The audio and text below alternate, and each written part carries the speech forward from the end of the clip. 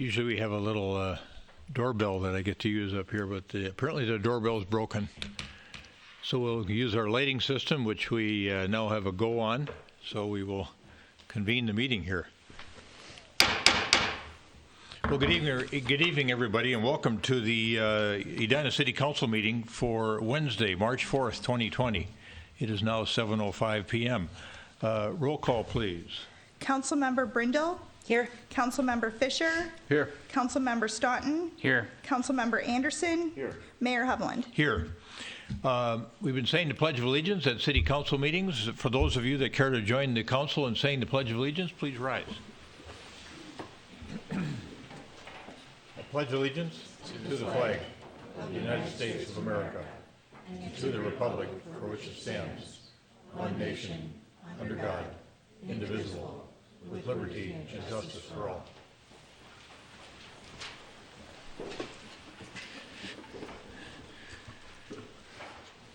We have a form of meeting agenda in front of us this evening, and I'm going to add one thing to 5 as 5B after the city manager's response to community comments. I'm going to add in the city manager performance review and give those public comments regarding that performance review by the council and the managers, frankly, or the directors.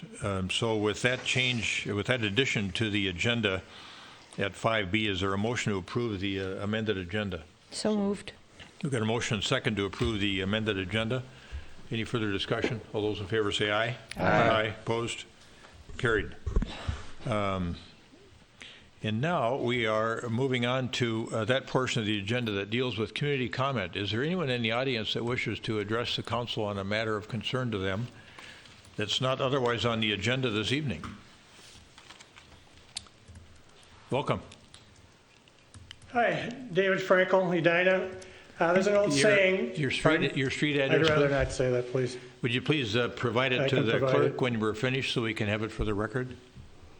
Would Yes. you? Yes? Okay, Yes. thank you. Oh, yes. There's an old saying, I didn't sign up for this. As you all are probably aware, the U.S. is following other parts of the world with the COVIDian coronavirus.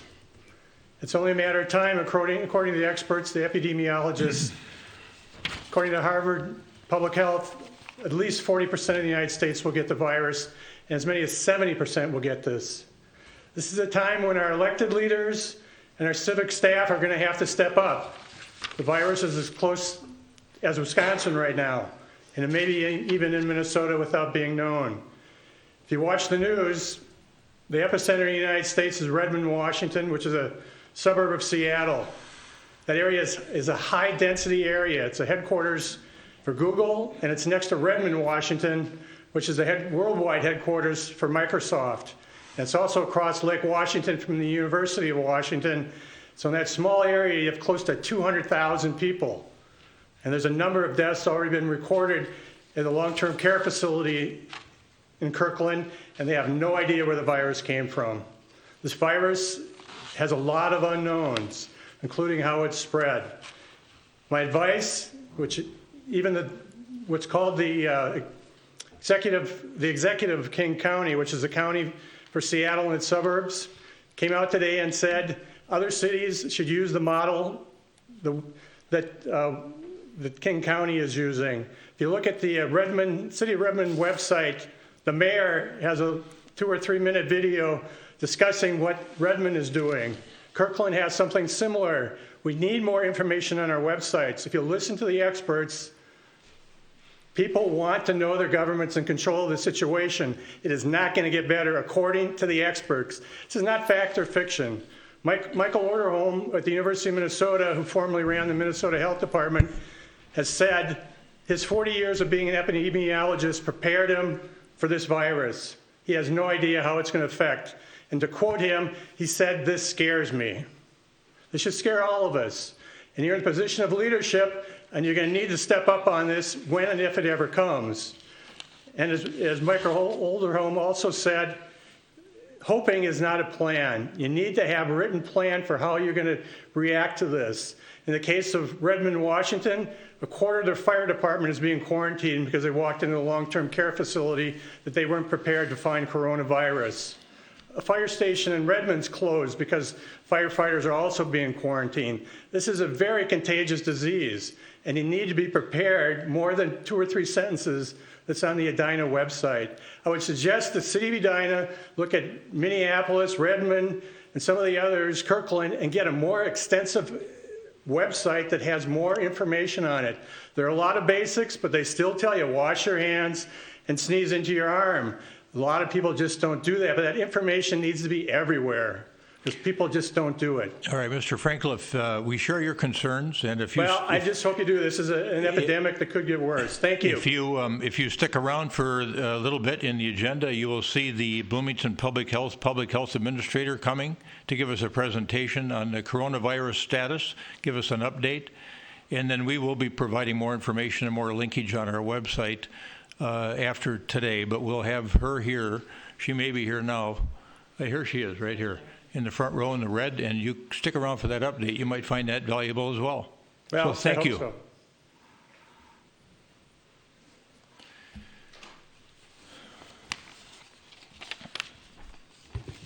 Good evening. Janie Weston, 6136 Brookview Avenue. I also am concerned about the COVID-19, and I was very happy 2.5 years ago when the City Council wisely voted to reverse a previous decision to opt out. So now they opted into allowing temporary family health care dwellings for citizens of Edina to be able to have on their property. I'm going to repeat that term, temporary family health care dwellings. What it is, a lot of people, I throw the term out there and they look at me with a blank look. I don't know what that is. It is a self-contained living unit for a person to be able to live in with a bed, kitchenette, fully handicapped accessible bathroom with water supply, tank, electric wired to the home or wherever it's situated, and a sewage containment tank to be pumped out on a regular basis. I think with coronavirus being on the horizon here for us, it may be something that a number of families will need, because as hospitals predictably, this is my prediction, and I don't think this is out of line at all, as more beds are needed in hospitals for COVID-19 patients to occupy, hospitals will not be taking other patients in, and patients that are currently in hospitals will need to go elsewhere. This is a way that families would be able to house their loved one at home. One thing that concerns me is that people in Edina don't know about these. There has been no publicity on the city's behalf to inform citizens that this is an option for health care for a family member if it's needed. Please inform the public. Could the communications department put it in Edition Edina? Put it on the website. Put information about it at the door at City Hall. This is a very important option that families may really need to use. I take this all in a way rather personally. My great-grandfather was the sole survivor of his family when the Spanish flu swept through the country and around the world back in 1917 to 1919. This is real stuff, and it scares the heck out of me too. So preparation is the best we can do. And I've got a suggestion for your little box light here. I don't ever look at this thing. I'm looking at all of you.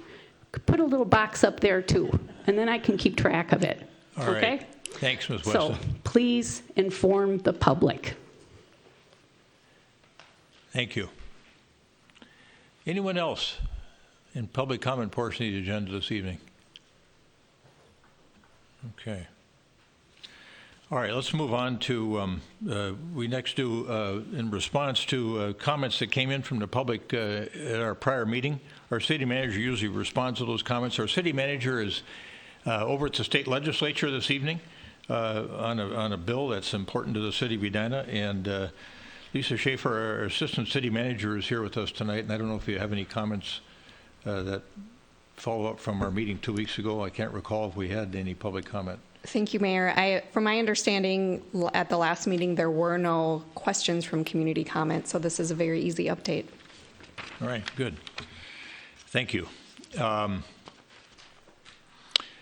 So we have a city manager, Scott Neal, that is on a 3-year contract, and we do an annual assessment of the city manager. We hire a fellow named Dr. Craig Waldron to assist us because he doesn't just interview the city council members, he interviews the directors that serve the city or the various departments as well. And that results in some findings from the consultant as well as an aggregation of the comments that that council members and directors have made. And we try to cover certain fixed categories that are important for us to cover. And part of that you can handle in a closed session, but there's also a public reporting element to it regarding the manager's review, and I'm going to comment on some of those findings, both by the consultant and by the council as well. With regard to the category of goal accomplishment, the council thought that he had successfully met his goals for 2019. I think the consultant did as well. Some of the goals that the city manager has are ongoing in nature, and not fulfilled, relating to communications, for example, improving communication strategies, and that's one of the things that we discussed. In terms of his leadership, I think the directors that serve him were all impressed with his leadership, as is the council. He's highly regarded for his leadership amongst the council members, the directors, and also his peers in the state. He presently serves as president of the Minnesota City Managers Association and is highly regarded. Some of the high marks that he got with respect to things that went on in Edina within the past year. You remember a couple of our officers were involved in a shooting incident in Richfield. We gave him high marks for how we managed and handled that, and also our police department. There was the issue of an environmental related issue that we were involved in with St. Louis Park. Also some housing related issues, and high marks on all those areas. Organizational structure, he set up a terrific organizational structure over time, the number of years that he's been here. In fact, the consultant complimented us on having what he called an exemplary organizational structure in the city of Edina. And one of the things he really appreciated about Edina, whether it was internally with respect to the staff or with the council and the community itself, we're always looking forward. And that was one of the things that he really has come to admire about Edina, that constant vision that we have about how to make our town an ever better place to live. And Manager Neal possesses some of those same characteristics.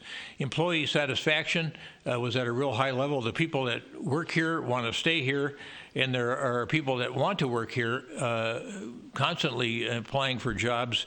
Edina is winning the battle for talent in the metro area and people that we need to hire to fulfill certain positions, and that was a good thing to hear as well. In terms of trustworthiness and ethics, he was, they characterized his trust and ethics level as second to none, and we feel the same way about him. Issue assessment, he's a terrific evaluator of issues that come into us. And also another place he got high marks was his mentoring of young people. We've got an internship program here that he's been mentoring young folks that are in graduate school coming through. Things that we thought were important to work on there, we thought that we could have more advance notice from staff on projects that come into the city, as well as notifying people in our community as well. Race and equity issues, as Edina starts to look more like the rest of America, becomes more diverse. This emphasis on race and equity and how we're all going to make this a better place for everyone. That's an ongoing issue. And then stormwater management, which we were just talking about upstairs. As we start to deal with some of these changes in climate, last year we had 12.5 more inches of rain than we would normally have in an average year. I think many of you experienced it. Maybe some of you had water in your basements for the first time. And that's one thing that we're working on with some vigor at the council level. And we think Arden Park is a real good example, the redo of Arden Park, where we widened the channel, deepened the channel, created a greater meander to be able to manage water that comes out of 50th and France. It gives us a terrific stormwater management situation there, and we're trying to think about that in other parts of town too. So those are some of the things that we talked about that we all want to be working on in the future. So that's a summary of the work that we did in the review that we did of our city manager.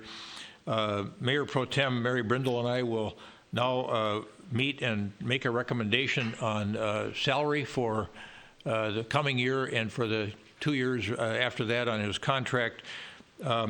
Keep in mind that his salary is tied to the governor's salary in the state.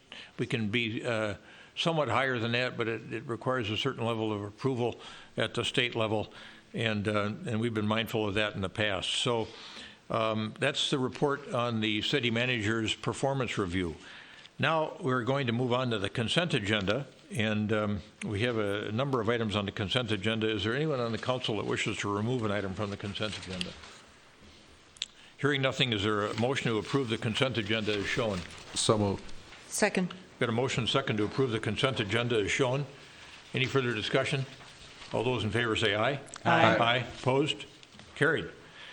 I All have right. just Member Brindle. a quick discussion to tag on to the item P in the consent agenda is accepting donations.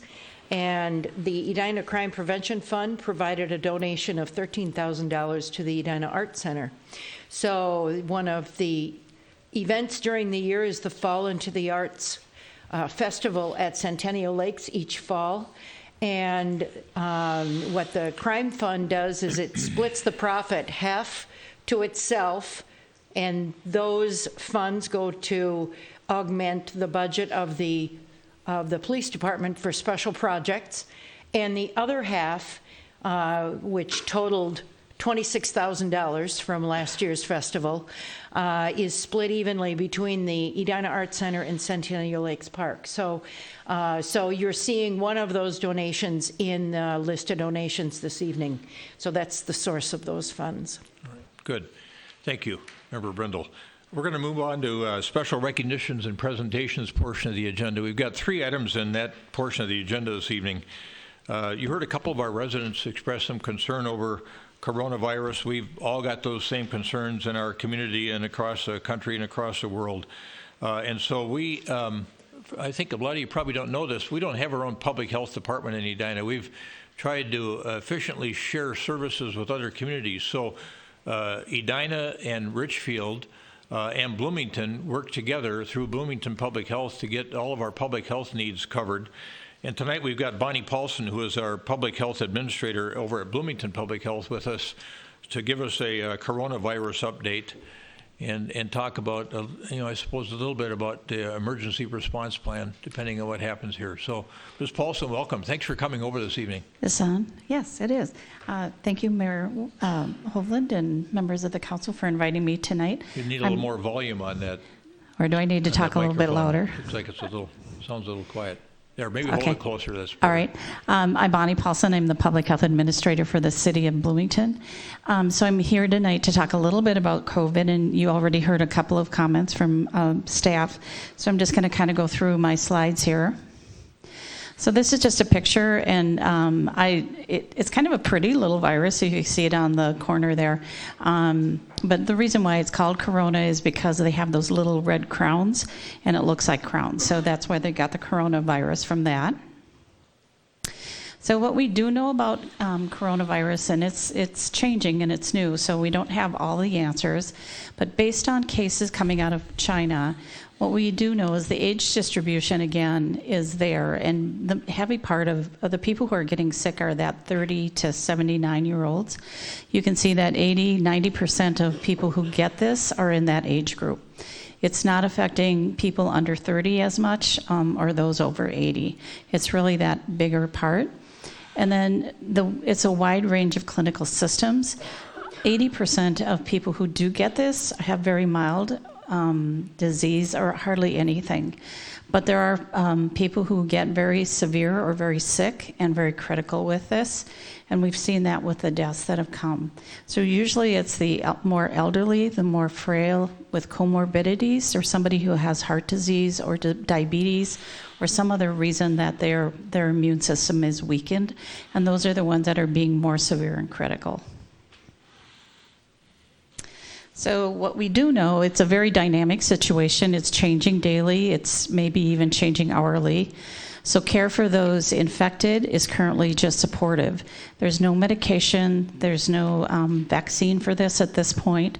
And again, the most critical severe cases are those that have other diseases that make their immune system weak, like heart disease and diabetes.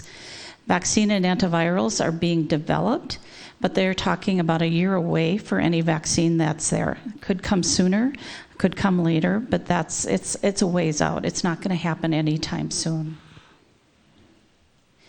So what we are doing at the public health, what we have been doing, we've been doing this ongoing because we've been doing this emergency preparedness work since 2001 after 9/11. So we've been looking at how do we respond to these emergencies.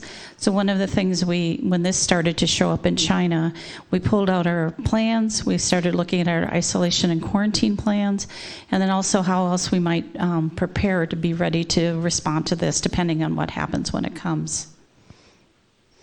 One of the things I will talk a little bit about later is the non-pharmaceutical interventions, and then what is our pandemic response based on what MDH and CDC are going. Minnesota Department of Health, MDH, and we love our acronyms, so if I say something you're not sure of, let me know. And then the CDC, the Center for Disease Control. So again, things are going to probably change daily. I put this on this morning that there were 9 deaths in Washington State.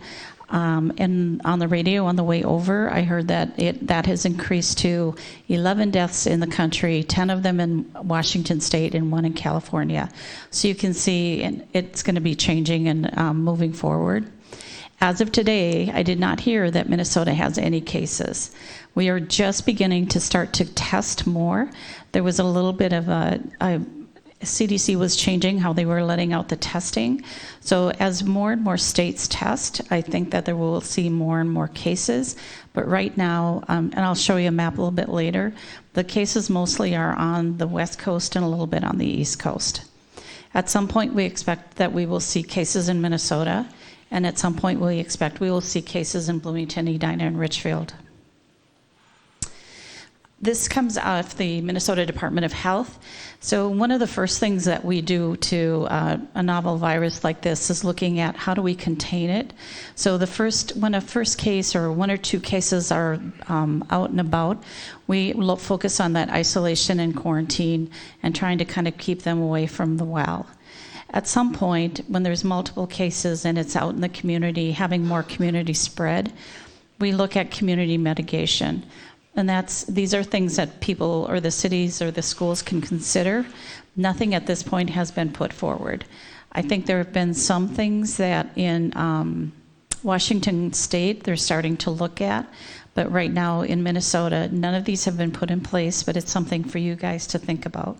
So consider school closings, and you guys wouldn't be in charge of that. That would come down from the governor. Cancel large community events, promote virtual or video faith services, or have people work from home. Pandemic management, and again, this has not been officially named as a pandemic, but it's widespread transmission across the state and also across, well, not the state, but across the world. So it's in providing oversight and management of scarce resources. So looking at if we have lots of people in the hospital, the woman was talking about that, how does that affect those resources at the hospital level? And how do we respond to that and try to make sure that the hospitals and people who are caring for the sick, wherever they are, get the resources that they need. So then I mentioned the non-pharmaceutical interventions. So primary purpose is to slow the community spread. So if first we start with isolation and quarantine, and once it's out there and there's more community spread, the next step is to move to these NPIs. So personally, how we say that, we can say voluntary isolation. If you're sick, stay home. If there's respiratory etiquette, again, the gentleman mentioned it, coughing into your sleeve, coughing into a Kleenex, washing your hands, kind of the same respiratory things we talked to you about when you have the flu or when the flu is out and about. Community, again, that community mitigation is social distancing, working from home, virtual meetings, those kinds of things. So we're trying to make sure that people aren't getting together and then potentially spreading it. And then environmental, washing your hands, cleaning surfaces that are frequently touched by others. This came off the CDC website. So all the dark blue are countries that are saying they have had cases of the COVID. And you can see there's a few that haven't, but it's pretty widespread. And then right now, this was, again, this morning off the CDC website. And the really light yellow are the states that have had no COVID identified. The medium yellow are those that have had 1 to 5. And the dark orange, which are Washington State and California, have had 20 to 30 cases. And again, right now, the number is 11 deaths in the United States. That's the total that I know of. So that's what I have for you. Questions for me?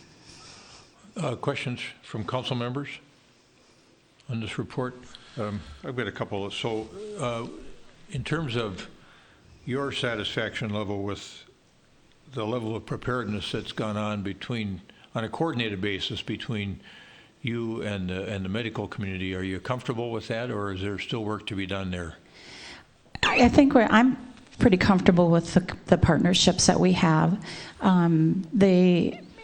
We have partnerships with MDH, but we also we talk with the hospitals, but the hospitals also have their own groups that they talk to. The focus has been on the elderly, so we are also reaching out to all of the nursing homes or those care facilities that have more of those vulnerable adults, and just trying to see what we can do to assist them.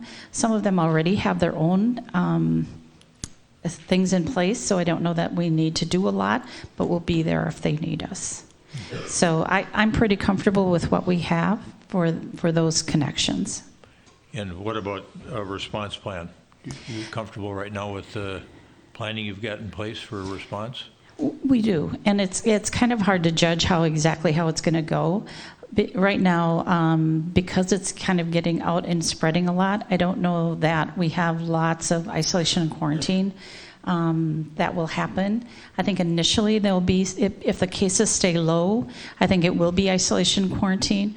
If it doesn't stay low, if there gets to be a lot, then we might need to have, again, then it will be like the governor or other people higher up will be saying, how do we do that community mitigation? All right, Member Brindle. Did that make sense? Yeah, it does. I've got some more questions for you, but Member Brindle, go ahead. Okay, thank you. So I served a couple of terms on the Community Health Commission here in Edina. Cities are mandated by the state to have a Community Health Commission, and so there's a charter for that commission, and this is one of the biggest bullets that is in that charter is pandemic preparedness. So as you're sitting here tonight, there are measures that are already in place with the needs should a pandemic hit here, or should we have a weather-related event here, or some other disaster that threatens our safety. There are stockpiles of blankets and water, and the Red Cross is on hand. Our neighboring communities, should this happen in Edina, our neighboring communities are partners in helping Edina, as we are partners. We are a partner in helping our neighboring communities. So the plan as Edina would put in place is going to be heavily guided by Bloomington Public Health. A representative from Bloomington Public Health sits on our commission, advises our commission, guides our commission on things such as this, where they are safety related. So I feel like we're in very good hands with Bloomington Public Health as our guide, and having a commission of Edina residents as volunteers who are putting these plans in place, the communication in place for this. So know that whatever would come to you through the city of Edina will have been vetted through this commission and seen by this council as well. So one question I have for you, so we've got care facilities, we've also got group homes that are operated by various aspects of medical and social organizations. Who interacts with those and keeps that population safe and aware? Most of my understanding, most of them are licensed by the Minnesota Department of Health, so their interaction is with them. Okay. But say there is an identification of a person in one of those group homes, because we are their local jurisdiction contact for Bloomington, Edina, and Richfield. I think, well, I know that MDH would contact us somehow. They may, like if there's just one person in that group home that has been identified, the Minnesota Department of Health might do the initial isolation and quarantine, but as those numbers grow, we would probably step into that role. So Okay. right now I'm kind of not sure which way it will go for 100% sure. If there's one person, MDH might just want to keep that person, but if they start having 10, 20, 30 people across the state, they may be asking those local public health agencies to step in to follow that.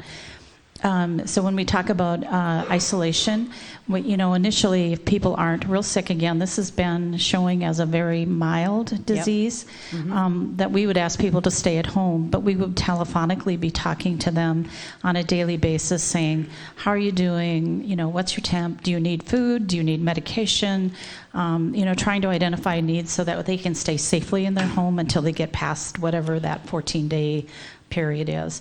But if they get ill and they really need to go to see a doctor or go to the hospital, we need to just make sure that gets taken care of. Okay, thank you. Okay. Member Anderson. Thank you. Ms. Paulson, thanks for being here tonight. Earlier, you mentioned you were discussing the Chinese, the initial reports out of China, their numbers. Do you know, it was a big number, I'm just wondering, do you know what the percent of that population that's actually infected would be, vaguely? Or maybe that's not a computation that you have available? I'm sorry, say that again. I don't know that I can answer that, but repeat the question for me. Okay. You mentioned that 81% of the reported cases are mild, 14% are severe, 5% are critical. Do we know of that 5%, how many are fatal, by any chance? Roughly? I don't know those numbers off the top of my head. I could try to find out for you. All right. Would you have an opinion on how these symptoms and the percentage of population might compare to influenza? I hear that discussed often, and I really don't have any source of comparison for it. My understanding, and they have been saying, is that influenza at this point, or before, it's the spread is changing. But when they're looking at this, they're saying that influenza is killing more people or has killed more people on an annual seasonal basis. That could change. I hate to say that that's not going to change, because as this spreads more, it could be that this could potentially kill more people. But right now, my understanding is the actual influenza probably will kill more people this year than this will. But again, that could change. Would it be fair to say that there would be larger numbers of people infected, however, by COVID-19 as opposed to influenza? or we don't really know that? This is a new virus that Yes. our bodies haven't seen, so I would say that as you're exposed to it, more people are going to have the COVID virus. But there have been some cases when it's been so mild that people didn't even get sick. So they didn't even know they had picked it up and carried it. And those people are still carriers. They Those same carried people. it and they spread it. Yeah. But again, that's why it's kind of really hard until we really test a little bit more. Or we may never even really have a real good handle on exactly how many people did actually have this disease. And it's very mild, so that's why I shouldn't say all people are very mild, because we have had deaths with it. So I don't want to discount that there have been loss of life. But when you're looking at the 80% of those 44,000 people did not have severe disease. And I don't have how many died out of that 44,000, but I can look at some numbers. That's great, thank you. Okay. Member Fisher. Actually, the questions I was going to ask just got asked, so I think I'm comfortable. Thank you. So, yeah, Member Staunton, excuse me. Just to the communications issue, I think one of the things here is that it's such an unknown, and I think people, and one of the public comments tonight raised this point, I think people just want to know where they can go to get information to be prepared. Does the Bloomington Public Health website have information on the options, and would that be a place where you'd be broadcasting advice to folks about what to do when things change? Yep. So we have a link on our front page of our on the City Bloomington that directed it to our public health site, and basically we're directing people to the Minnesota Department of Health and CDC. So what I can do is I can make sure that Jeff Brown has those links and that you guys can put them on your website also. I'll actually speak to that. We did follow Bloomington's lead earlier this week, and on our homepage, we have the exact same links that Bloomington has from its to both Minnesota Department of Health and CDC. And those are the agencies that are likely to be dispensing information as events or circumstances might change. Right. I would tell you to go to their websites because they'll be the most informative. Okay, thank you. All right. It strikes me that with the folks at risk, greatest risk, the people that have some underlying health condition that are older, have you got any strategy built around some of the nursing homes, and have they themselves undertaken efforts to minimize visitors at their facilities so that we're not putting the most vulnerable sort of population at risk unnecessarily here? They may have already started. We are just reaching out to them now and starting to ask that question and seeing if they need help. Again, just like a hospital association, there's hospitals that belong to that association. There's associations around those nursing homes and those assisted livings. So I believe they've already gotten some of that direction and from Minnesota Department of Health, but we're doing a local connection with them just to make sure that if they need help, that they know that we're there to help them. Yeah, well, And that's across the 3 cities. It's Sure. not just in Bloomington. Sure, yeah. For us in Edina, we think of, immediately think of all the seniors we have living on York Avenue, and wondering if those facilities themselves have thought about strategies to minimize exposure to the COVID virus. I'm going to want to say yes, I believe they have, but I haven't spoken to them specifically, and maybe some of my staff already have reached out to them. But I don't want to put words in their mouth for sure. Okay. And then back to Director Benarott. I think I saw in the news this morning there was no pun intended, there's a video from Vietnam that's gone viral. That it talks about how to, washing your hands and making sure that you don't touch your face and the kinds of things that's a hard one not to do, of course, but that might be something we want to take a look at on YouTube and see if we'd want to link people up to that, especially for younger people. I think it was an animation, but it was really well done. Sure, we'll check it out. Yeah. So as we've been doing communication with we have a communication specialist too. We keep trying to make sure that you guys have what we have so that we make sure that that communication keeps going out. Okay, good. Okay. And it is changing, so I'm sure that will be changing also. System Manager Schaefer. Thank you, Mayor. I would just add, too, that when we're doing planning for any sort of health crisis or potentially pandemic situation, the public health piece is obviously a critical piece, and we work with Bloomington Public Health as well as the Minnesota Department of Health.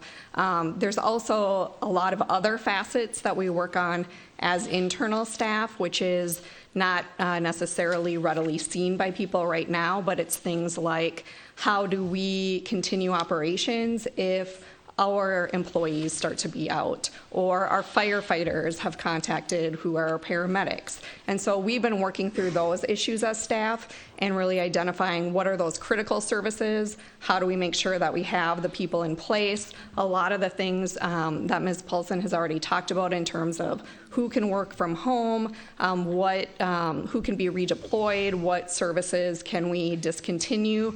Aside from making sure that we're treating people and providing medical services, we still need to make sure that they have clean water and streets are plowed so the ambulances can get to where they need to go. So those are all things that we have been actively working on as staff. I'm pleased you mentioned that because I know you had an emergency response team meeting. I think it was this morning on that issue. So thanks for that update as well. Does that prompt any other questions from council members? All right, good. Ms. Paulson, thanks for coming over Thank you. tonight. I'm sure your other cities are eager to get your report as well. So We do our best. okay, Thank you. Thank you. Well, now we're going to move on to something that is quite exciting for our community. I think discussion about the first time we've had a statue dedicated to an individual, and Perry Vetter, our Park and Rec Director, is going to introduce the topic, and we've got some wonderful residents here that have worked on this project involving Willard Eichela, and I'll let Mr. Vetter, Director Vetter, introduce the topic. Thank you, Mayor, members of the council. This evening we are bringing forward for your consideration a special matter tonight, and that is we hope you take action on accepting the donation of the Coach Willard Eichela statue outside of Braemar Arena. In a moment I'll introduce Casey Hankinson. Casey will come up and give a more detailed introduction of the item about kind of the who was involved and how this came to be for this project. But I'll just kind of cover some of the details this evening. We request that you do accept this donation through the Edina Community Foundation on behalf of the Eichela Cup members. Dick Crockett is in attendance this evening, along with other members of the Eichela Cup, Steve Brown, Bruce Carlson, and as I mentioned, Casey Hankinson, as well as Chad Eichens, our general manager at Braemar Arena, who served as a liaison for the logistics of this project. As part of this donation, we are requesting that you do accept it. The city of Edina will own and display this statue outside of Braemar Arena. This includes some plaques that we will post adjacent to the statue, recognizing those that did donate. And we'll maintain the statue in accordance to the specifications provided by Minnesota artist Nick Lagueros, who commissioned this piece of art. One exciting thing is we will have a dedication this Saturday at Braemar Arena at 10 a.m. So that's March 7th at 10 a.m., just outside of the Braemar Arena to dedicate this sculpture. So with that, I'll introduce Casey Hankinson to give you some more of the actual details of how this came to be. Thank you, Director Vetter. Look forward to Mr. Hankinson's presentation. Good evening. Good evening, Mayor, council members, staff, Lieutenant. Thank you for your time tonight. Casey Hankinson, 5221 Kellogg Avenue in Edina. Just a thank you to the community. That's what this Willard Eichela statue is about. In brief, on Coach Eichela, he coached at Edina from 1958 to 1991. Believe it or not, before Braemar Arena was even up, they practiced on outdoor rinks. Willard Eichela and the Edina Hornets have many state tournament records, which is 8 state championships, 19 state tournament appearances, and the most wins all time. You may have noticed ESPN had a little article last week talking about the history of Edina hockey. And what I think is neat about this sculpture of Coach Eichela is the community. What he really did is form a community of Edina hockey. He'd be the first to tell you that the statue is not of him, it's of his coaches, his former players, And speaking of that, the $70,000 for the statue was raised by 112 people, mainly his former players. And if that's not a testament to a great coach, those that'll stand behind you, I don't know what is. And Edina to me is all about community. And my favorite story of when we were trying to size this up, there was a statue of Willard Eichela, and a little 4 or 5-year-old boy came by and said, "Who's that?" And now they will know, not only was he a great hockey coach, but he really brought the city of Edina to one of its great sports in hockey. Of course, there's many other great community aspects in sports, but we're happy to dedicate it to you. It's been great working with the city of Edina, Perry and Chad, Edina Community Foundation, with Dick Crockett, and we're very happy of what we can present to the city. Thank you. Casey, do we have I guess we don't want to unveil it prematurely here, so we're not going to show any rendering, but I think it's worthwhile noting that the sculptor is not only a Minnesotan, but he's in Edina, as I recall. Is that correct, Casey? Yes, Nick Lagueros is a Edina resident. He did the Sid Hartman statue down at Target Field. He did goalie gopher at the University of Minnesota. And again, talk about somebody with passion. Spent many days with Willard and Lori Eichela at their house going through old pictures. And it's a pretty neat statue. It stands the test of time. It's very well done, is in very high class and good taste. And he did a fabulous job. Well, I'm impressed with your leadership, particularly being able to get Steve Brown into a suit and a green tie. And a fedora, I might add. Does anybody else in the group, Dick, did you have anything to comment on? You're just here as the kind of the conduit. No, you got to come up here. Thank you, Casey. I'm Dick Crockett, 6032 Schaefer Road in Edina, Executive Director of the Edina Community Foundation.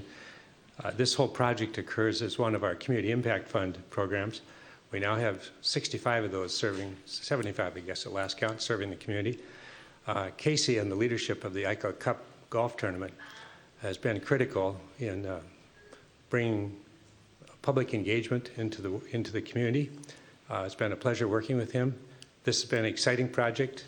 Altogether, they have raised $120,000 for the Eichel Cup golf tournament, some of the proceeds of which were dedicated to this sculpture in addition to special gifts. I think this is the 35th piece of art that the Community Foundation has had a hand in acquiring for the city. This is one that's going to be about the most popular. It's a life-size bronze sculpture, we can tell you that, and you're all going to be proud of it when you see it on Saturday morning. Thank you. All right, thank you, Dick. Questions? Questions for Dick? All right. Thank you. Good. Or Casey or any other team out there? All right, we need to pass a motion to accept a donation of a statue for retired Edina hockey coach Willard Eichela from the Edina Community Foundation on behalf of the Eichela Cup donors to be installed at Braemar Arena, 7501 Eichela Way. Is there a motion to that effect? So moved. Is there a second? We've got a motion and a second to adopt the motion as stated with regard to the donation of the statue, the acceptance of the donation of the statue. Any further discussion? I have just a comment I'd like to make. I just want to say how happy I am that we have this opportunity to accept this gift. Just the idea, I think it brings to light the incredible work that happens in our community. I mean, here's a case where people care about something, they care about somebody, about our history, and so it's this idea that this can happen in our community, and it makes our community a better place. I'm excited that it's recognizing that for one thing, it's bringing art. I mean, it's a recognition of an individual, an iconic individual in our community, but it's also a work of art that is going to be in such a prominent place that our community is going to benefit in multiple ways. Not only learning about our history, but just understanding, more about art. And it's recognizing an Edina treasure. And I'm so glad, Mr. Mayor, that you brought up Nick Lagueros as an Edina resident, because in my opinion, he's another Edina treasure. And you've brought that together in this project, and that's incredible. And I guess I've been a fan of his for a long time and the work that he does around our many communities. So I'm super excited that he was the artist that you're using for this as well. So thank you. Thank you. I think Willard Eichla is going to commission a sculpture of Nick. All right. I may have a comment too here, but we've got a motion and a second in front of us. Any further comment from anybody? No, just a huge thank you. All those in favor of adopting the motion as stated, say aye. Aye. Opposed? Carried. I would join, I think all of us feel the same way up here. I've been sitting here smiling, and it's not just because all of you put this together, but it gives you that sense of community that Casey talked about, I think, and Mike talked about as well, that you feel so good about living in Edina, and this is just one of those manifestations of how we're all kind of in this together, and folks that loved hockey, that were good at hockey, or maybe not so good, are donating to this statue because they love that part of the community and they've loved living here. And we've got folks on this in the audience tonight that I think have lived here all of their lives, with maybe the exception of going away to college or working working in Europe. I'll say working. For a while, but always coming home. And so it's one of those really feel-good community endeavors that just makes Edina an ever better place to live. So thanks to all of you that worked on this and raised these monies, and we get to recognize, as Mike said, an iconic person in our community. And it's wonderful that he's the first one to lead out on a statue. So. My only regret is I can't be there on Saturday. So have fun with the event. All right, good. We got that done. Thank you.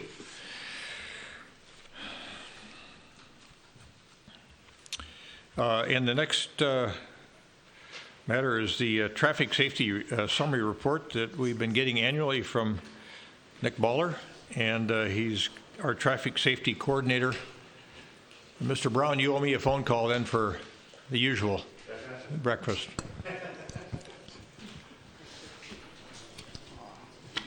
All right, well, thank you, Yes, Mayor, Mr. members Baller. of council, and fellow staff.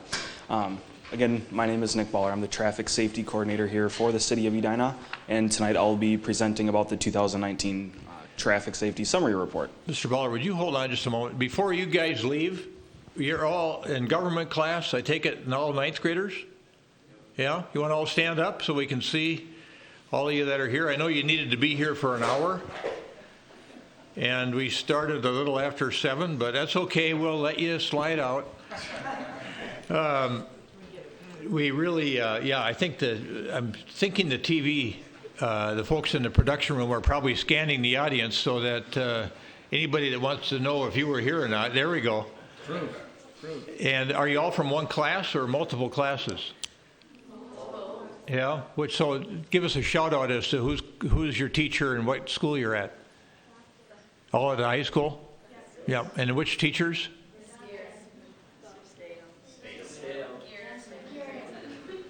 Okay, great.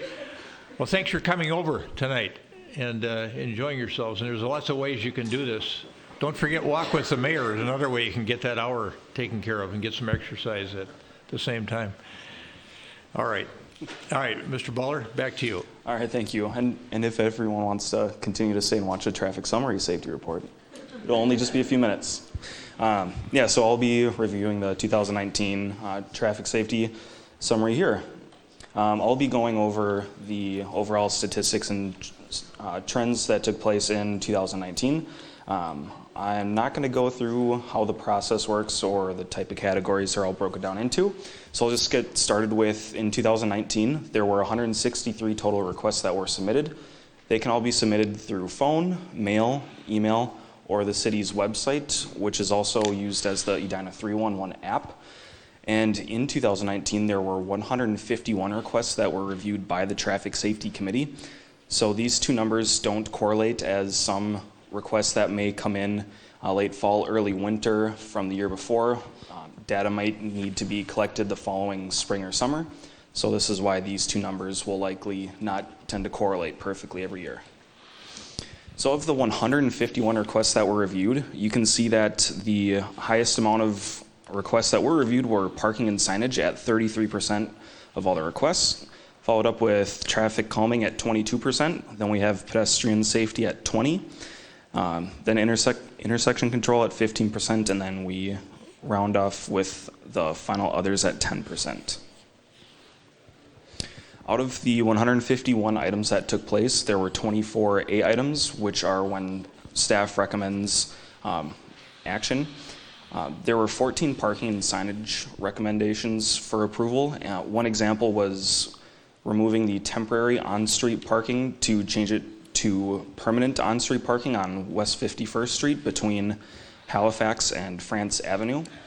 There were 5 pedestrian safety A items, one of which is the approval of a crosswalk that will be installed on Wooddale Avenue at West 59th Street, and that should be coming up this summer.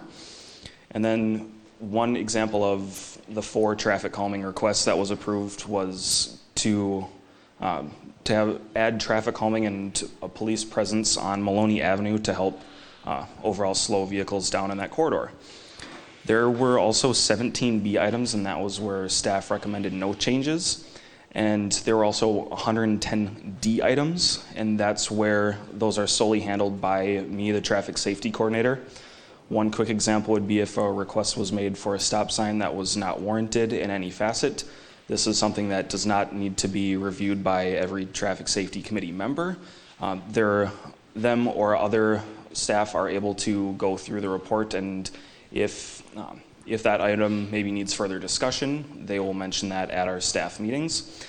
You will see that there are no C items listed on here. So C items are where there is further study that is recommended by staff. Once any item becomes a C item and further study does take place, it will eventually become an A, B, or a D item, and then it will be closed out. So that's why those are not listed within this, in these reports. We ended up looking at where all of the traffic safety requests were made throughout the entire city, and we broke them down into the 4 quadrants by using Highway 100 and Crosstown 62. So this is Northwest Edina, where there were 41 requests that were submitted, which ended up being the same amount as in 2018. The highest amount of requests were parking and signage at 20 of those requests. And you can see in the Grandview area that that's probably the highest dense area here, and a lot of that was due to the intersection improvements along at Interlochen Boulevard and Vernon Avenue. In Southwest Edina, we had 36 requests that were submitted, which ended up being 4 more than in 2018.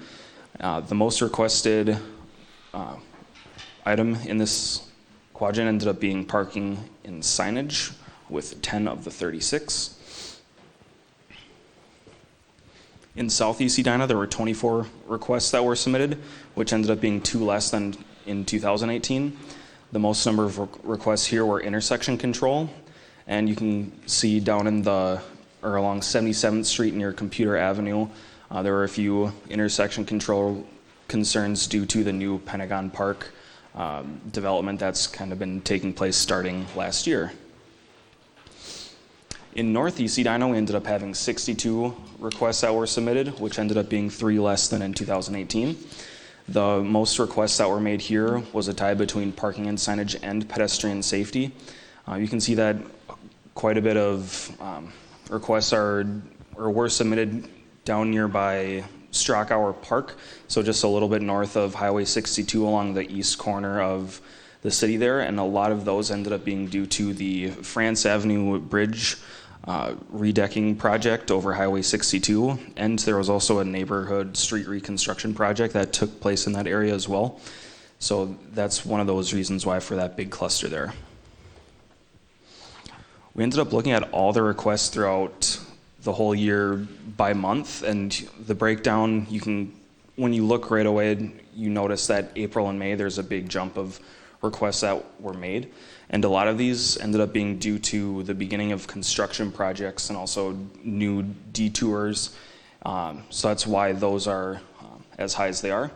So if you look at the orange and the blue colors, you can see that there's a bigger increase in April and May as well. And a lot of those are due to it's springtime. People tend to be outside walking and biking more, noticing potential traffic concerns. And then when you look at the green where there's parking and signage, it kind of remains fairly steady throughout the year. So there's no huge peak or big change kind of throughout the year, as there isn't really any kind of varying. And I've spent a lot of time reviewing traffic videos, whether it is or for many different requests, and I've noticed that turkeys do appreciate crosswalks and deer do not. So with that, I'm open to any questions if anyone has any. Thanks. All right.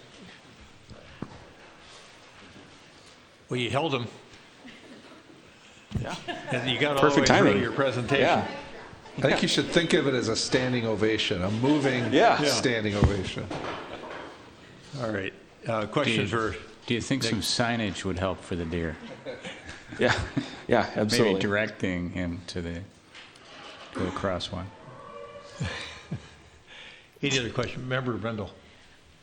Question for you, Nick, and that is the traffic safety report presented to the Transportation Commission?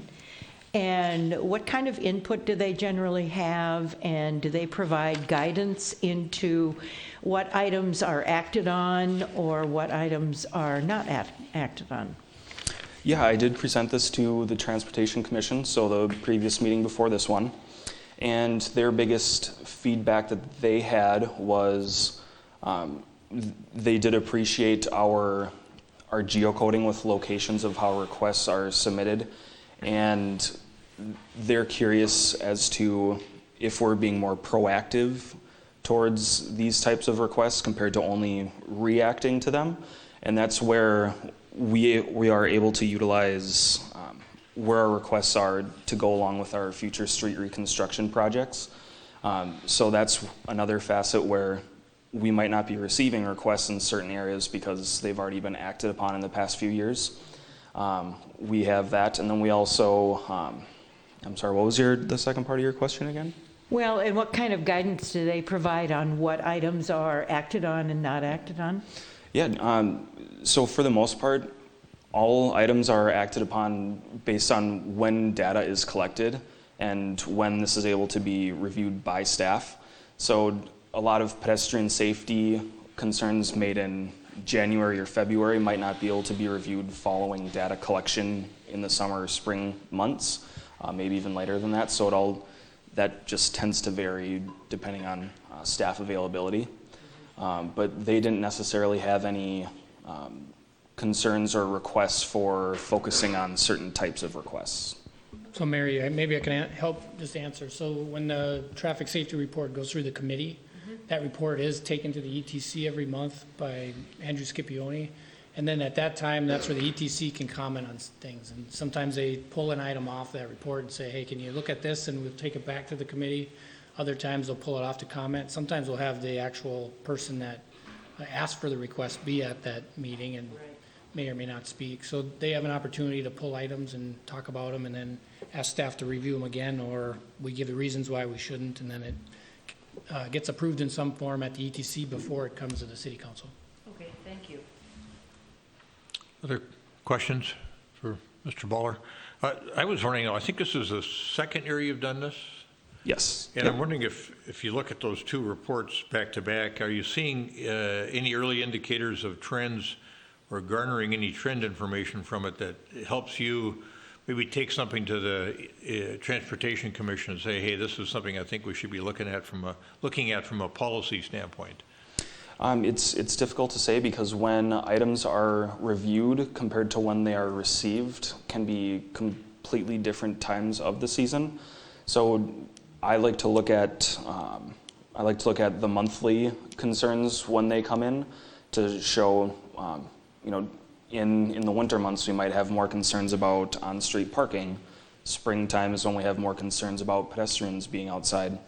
So that's kind of how I like to look at it, is when requests are made, that's when the concern is being brought forth to the resident. So it's a little more difficult to review or to go see if there are trends for when items are reviewed. I think I'll add one thing that Nick brought it up earlier, how that cluster down by Strackhauer Park is really related to those construction projects. So is there a way we can better communicate to the neighborhoods down there? That's what I pulled out of it, to neighborhoods, so we don't have those calls coming in. So we know construction is going to be difficult. We tend to just communicate to the adjacent neighbors right there, but Sure. can we do a better job to maybe Yeah. limit some of those calls Good thought. between us and MnDOT? MnDOT had that project down there. Okay, good. Well, thank you for this annual update. We appreciate it. It's important work that goes on in our town responding to concerns of our residents regarding traffic. Absolutely, thank you. Thank you.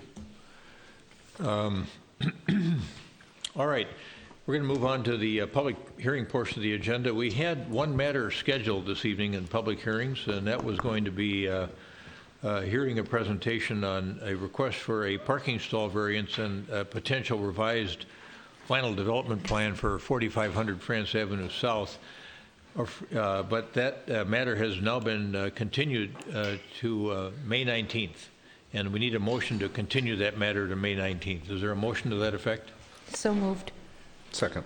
Been a motion second to continue the 4500 France Avenue parking stall variance and revised final development plan request to May 19, 2020. Any further discussion? Mr. Mayor, just Yes, one comment? question for staff.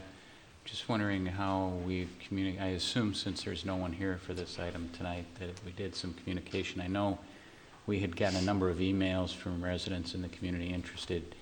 Were we able to reach out to those folks to let them know that it was being continued? Yes, I believe notices were sent. Great, thank you. Okay, good. We've got a motion second. Any further discussion? All those in favor of the motion as stated, say aye. Aye. Aye, opposed, carried. And now we are on to reports and recommendations portion of the agenda, which is another section of the agenda where we only have one matter in front of us this evening, and it is a sketch plan review for 4701 West 77th Street. Emily Boddicker, our Assistant City Planner, is going to introduce the matter. Thank you, Ms. Mayor and City Boddicker. Council. Tonight, the council is asked to consider a sketch plan with the request to redevelop the southeast corner of 77th and Computer Drive at 4701 West 77th Street. The applicant would tear down the existing 14,000 square foot office building and build a 6-story, 177-unit apartment building. The site is 2.3 acres in size in a zone plan industrial district and is guided in our comprehensive plan as office residential with density allowance of up to 75 units per acre. Tonight's request comes in at 75 units per acre. The request would require rezoning from PID to PUD, and flexibility would be requested to vary from the required setbacks, parking requirements, and floor area ratio. The PUD zoning would also be used to ensure affordable housing on the site. The applicant has been given and has incorporated elements of the Greater Southdale Design Experience Guidelines, and a memo from Mick Johnson of AFO has been included in tonight's packet. And with that, I will introduce Pete Keeley of Collage Architects, he is here to present the details on behalf of the applicant. With that, I'll answer any questions. Looks like Mr. Lund is coming up as well. Yes. Mr. Keeley, welcome. We haven't seen you for a while, so it's nice to see you again. Thank you. It's good to be here. We'll pass back. Thank you. Hi, again. It's been a while. Tom Lund. I'm here to present the redevelopment of 4701 West 77th Street. My company is Lund Real Estate Partners. I'm a resident of Edina, and I've been here since 1971. And most recently, I was here before you with Guitar Center. And if you haven't driven by, it's gone, which is great. So our next project is maybe on the other end of the spectrum, I would say. It's the old American Heart Association building, and it was built by Jerry Roundhorst in 1963. And it was one of his first buildings in the Pentagon area. My very first development was across the street when I was working at Opus I think I started working on the project in 1997, which is became the Bar Engineering building, and now Western Mutual is in the building. So I have a little familiarity with that area and the wonderful soil conditions there.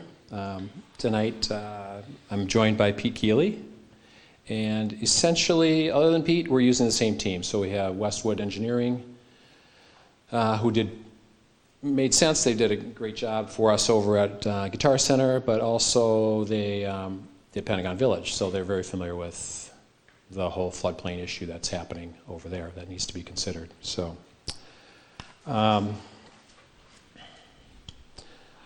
last summer I was looking for a substitute property for affordable housing. So, scouring the earth, trying to find a place where we could go build for sale townhomes, I think is really what I was focusing on at the time.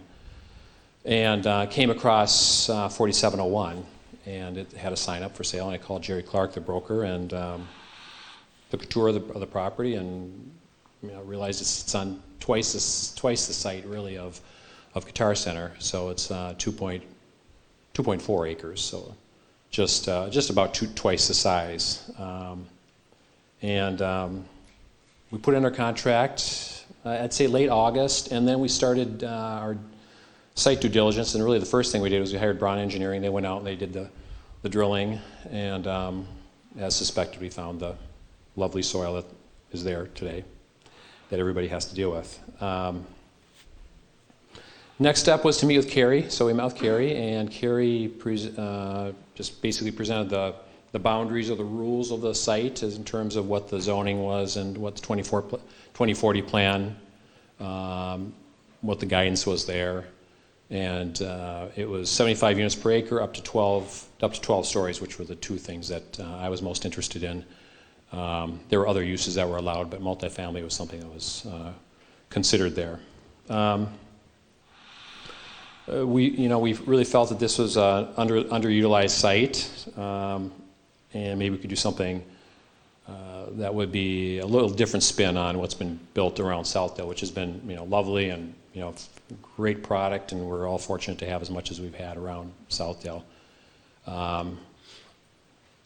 I've seen in other markets as well as Minneapolis where affordable, small A affordable units are being built to reach maybe a broader group. And so I thought, maybe this might be a nice site. It's, there's so much good going on around it with Pentagon Village, everything Hillcrest has been doing in Pentagon, the park itself. So it just seemed like a good spot for us to dig our heels in and see if we could do something there.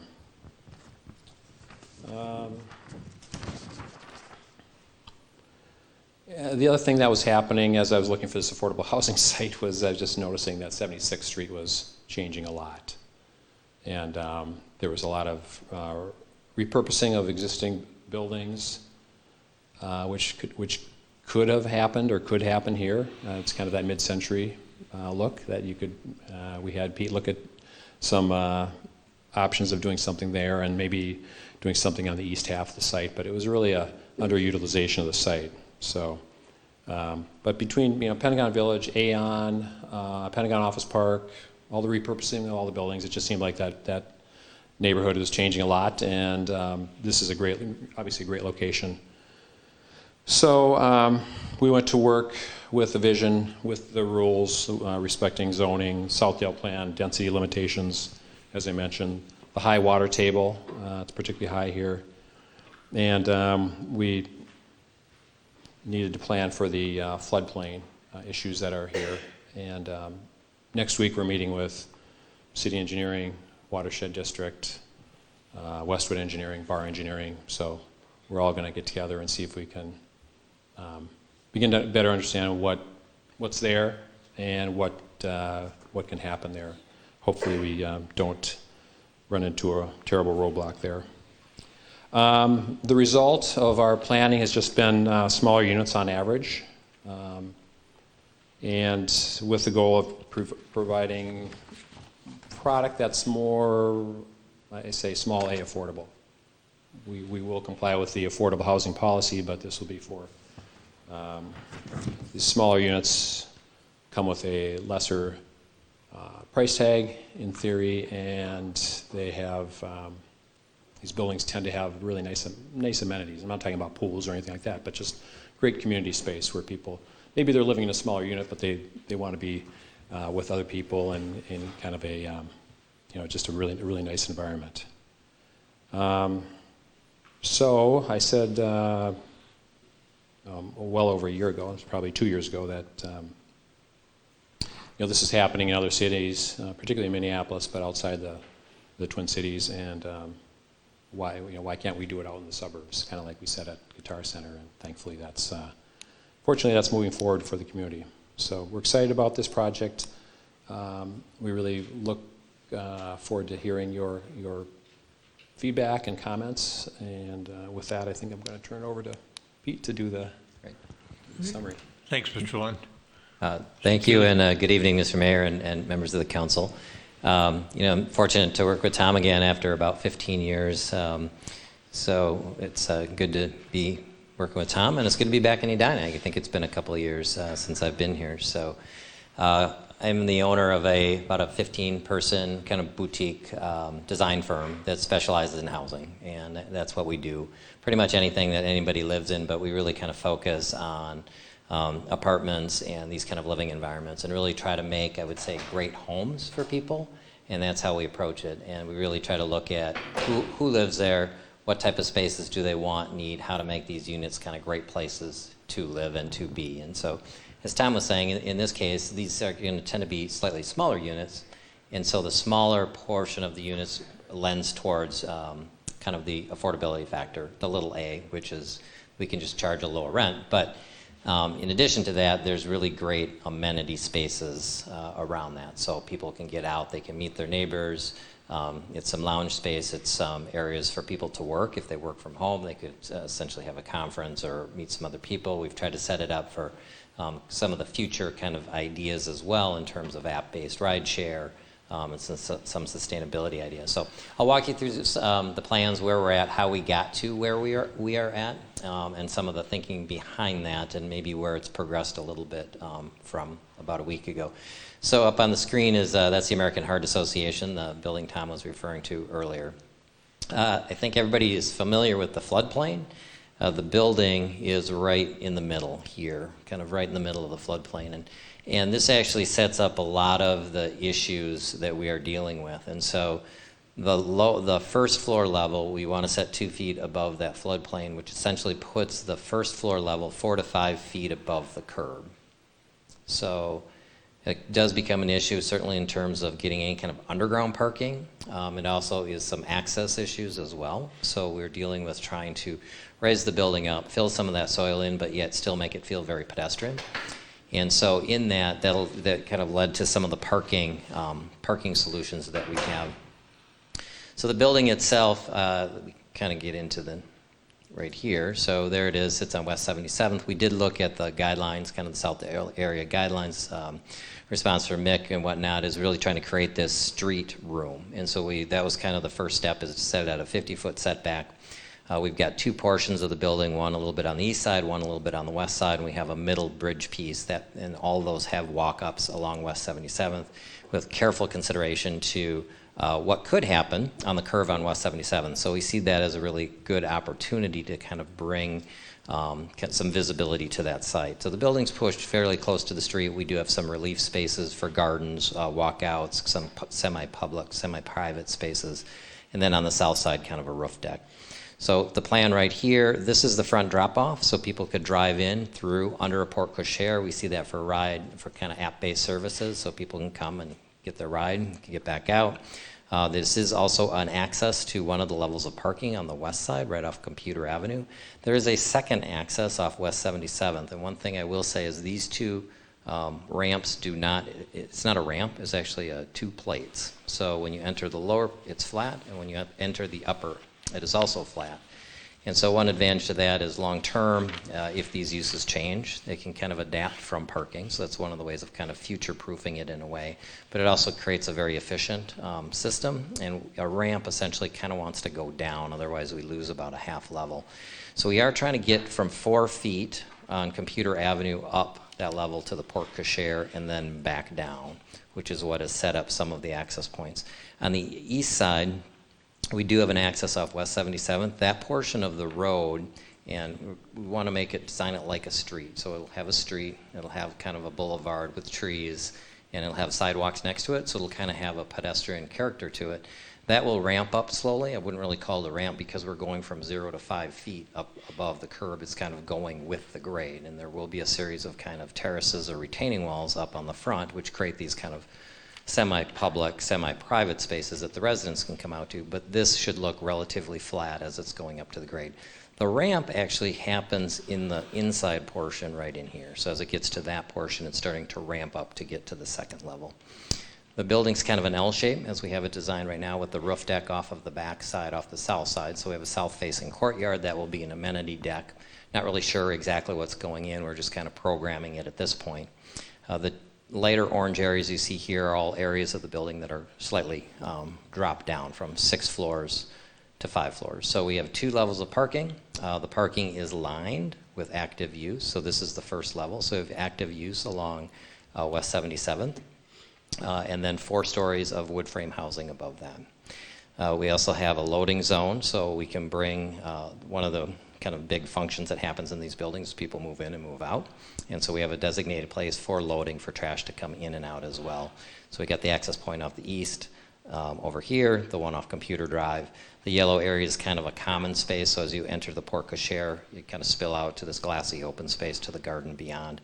We also see good access points, you know, as people crossing the road, getting to trails. We really see trying to activate that corner as much as possible. The orange you see here are residential units. Second floor, the residential units are also lined along the parking garage, and this is the 177 and roughly 230 parking stalls.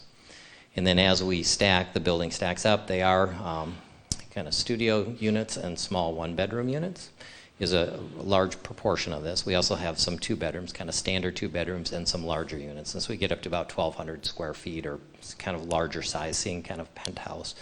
All those sizes aren't really set yet, but we're kind of looking at that range from fairly small to reasonably large. So the yellow area, this is just a common deck that spills out onto the roof deck. Building stacks as we go up, and then we get to the top level, and we have kind of a sky lounge. So common area, roof deck over the top. Have some nice views of downtown and the parks real close by. Some images of the building. Again, very preliminary. We're looking at some massing at this point. This is just kind of an aerial looking at the northwest corner and the entry point. This is kind of the, you know, maybe one of the front views of it.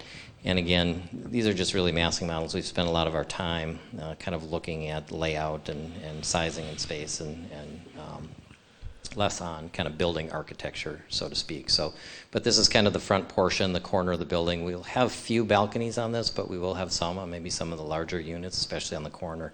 We see this as kind of a glassy area, and then we have kind of maybe a penthouse style look on the top portion. So we've got the one portion on the west side over here and one on the east side, and kind of drops on the 2 ends. So this is the front. This would be from West 77th, and this is the access road as it's coming up. So this is a really slight ramp. Hold a minute. Edwin, do you want to hold on for just a second? Yeah, well, you wait 30 seconds here. Of all the students we've had here this year, you're the only one that stayed this long. And so if you want to come up here for just a second, we're going to give you a City of Edina blanket for being the student that stuck with us the longest. Go ahead. Oh, I do. All right. Oh, this is interesting. Most memorable sketch point. Yeah, this is great. Love it. Big Need smiles. some sort of. There you go. Thank you. All right, thanks. Well, maybe this is all based on when your parents were going to show up, but nonetheless, we appreciate it. That's great. It's so good to see all the students here. I think that's wonderful. So now for the less exciting part after the students. This is the kind of the side access point. So you can see along the east side that really kind of feels fairly gentle. Glacier top. The building kind of steps down on this portion and on the other end. And this is kind of the back side, or the southwest corner, I should say, kind of entrance, and you can see the porte cochere. Again, some pretty rough models, but that's kind of where we're at now. Some of these images, so one of the things we spent a lot of time looking at, and we're not there yet, is really kind of the character of the space. I would say very open, very airy, lots of windows, kind of a very modern aesthetic, and spending some time in some of these social spaces. whether it's fitness areas, kind of lounge areas and shuffle puck, or having the ability to sit down and kind of converse with neighbors, because this actually becomes a neighborhood. And so when you get 177 units and the number of people is really creating spaces to create neighbors. And so we work a lot on trying to create some of, whether it's ping pong or a place to kind of sit down and share a beverage together. So the insides, and it's just some of the notion of what the direction that we're thinking, again, kind of clean, airy, bright, contemporary. And then exterior materials. These buildings, I think, are maybe some of the precedent or some of the direction that we're going in terms of kind of a contemporary feel, big open windows, fairly glassy. This one you might recognize from a few years ago. It's not quite the same anymore. But, you know, kind of creating a base where people can kind of spill out onto the street, and kind of glassy, without the predominant use of balconies. So we do see this more as more of a solid building, kind of in keeping with some of the other buildings in the West 77th area. Again, outdoor spaces, amenities, rooftop decks. I don't think we'll have a pool here, but some of the fire pits and outdoor spaces and lighting. And then the last piece I want to talk a little bit about, because we heard last time at the Planning Commission that there was some thought that maybe a little more density might be good here, or might be appropriate, I should say. And so we did look at trying to expand the parking deck, expand the building, and expand one of the wings of the building. And so this is an extension of the parking deck right here. We actually did relocate some of the loading zones. And this gets up to roughly about 206 units. And then it extends the wing of the building right here. So it actually went from that to that. So it's kind of an extension of the building, got a little bit bigger and a little bit closer to the street. And so that was just one of the ideas that we kind of were throwing around in terms of density, if everyone thought it was appropriate. So overall, I think in terms of the site plan, what we're trying to do is you know, where we would develop it is continue to work on these outdoor spaces, continue to work on some of the access points and amenities, and really trying to hone in on what the units are. And I think with that, unless Tom has anything else, we'll happy to answer questions. Good. I'm going to remember Fisher. It's a good leadoff hitter. So I'm just curious, when you're coming in off of, is it Computer Avenue? Yeah. So are you essentially coming straight in at that level for the first level of parking, but if you take a hard left, you're going to ramp up to try and get up to the lobby level? Yes. So there's a little bit of so trickery going on there. Right. So this is the low point, and if we if we set the elevation at roughly 100, you know, that's the floor line. We're at about 95 to 95 and a half, right about here. So we come up to 97 or so here, 97 and a half, and then we ramp up to about 100 here, and then we ramp back down. From here at that 97 and a half, 98, we're ramping up to this point, which is just under 100. So that entire floor plate is flat with the building. And then when you're coming off of 77th, right, you're trying to create what looks more like a street, not a drive. I mean, I'm trying to understand that a little bit, but at some point it gets more to a serious ramping up, because now you're at 10 feet higher, right? Than right. So it's really 12 feet higher than when you left the curb on Computer Avenue. It's about 12 over feet. Here. Yeah. So it slopes roughly 5% from here to here, and then it goes up to about 12% on the outside, and then the second level actually shows it starts a steeper ramp here. From this point, actually, we did not count these parking stalls because this is a fairly steep ramp as we're coming up right there. So most of the ramping is happening from this point to that point. All right. I just wanted to make sure I was understanding that right. I think that's obviously the trickiest part of this whole project, and how I totally get, you know, that you're trying to just create two plates, not create a ramping situation. And I appreciate that that's part of the, you know, looking to the future. But I saw some of the comments that, you know, now all of a sudden you have these two entrances, curb cuts. Right. But I guess one of them is going to be, can you go back to the plan? Right now, so in this scenario, you still have your loading and unloading and that sort of thing kind of closer to the entrance, not on sort of Right. that backside. Right, so this, because we're still at that 100 level, so a truck could come in here, turn around, back into an enclosed area, unload with direct access to an elevator, and then pull back out. And trash works in a similar way. Okay. I mean, first of all, I would just say that I like this use here. I like the way you're kind of the bringing the building to the street and all of that. I think there's a lot of potential with that. One of the questions I have, you started out with that map of the floodplain and all of that. So I know you're going to have to get through all kinds of technical conversations. Sounds like one's coming up. But that whole bathtub impact, that if you build up this site, it's pushing that water someplace else. How do you, I know I couldn't recite the rules, but I'm sure there are rules. How do you think about that from this early design? Like, what do you do here to mitigate that? Right, so part of it's going to be the meeting that we're having in about a week. There are some underground, and we've had some preliminary discussions about doing some underground chambers, essentially storage chambers, to kind of make up for that. Part of it's going to be the balance of how much we actually fill and what we don't fill. And so one of the areas that we're looking at on the back side is being able to, make sure some of those areas stay low or lower so that we can do some of the stormwater retention and floodplain retention, and we're not having the same impact of the floodplain. Some of it's going to be doing some other stormwater control to kind of mitigate some of the floodplain issues as well. So I think it's going to be one of those that's kind of an every and all sort of solution, as we're going to have some BMP, best management practices, for containing stormwater, reducing runoff, and then containing some chambers to actually store some of the water in. So that's what we're hopeful to do. When we go back to the map, we do have a little bit of area, but not much. And so some of these areas are not that far away from the floodplain. So one of the advantages that we have here is we're not dealing with a large depth of water. Our bigger issue is that we want to be 2 feet above the floodplain. And so we're filling above the floodplain more than we're filling in the floodplain. And so that, from a quantity standard, it's not quite as bad as it looks, since we're roughly about a foot above below the floodplain in some of these areas.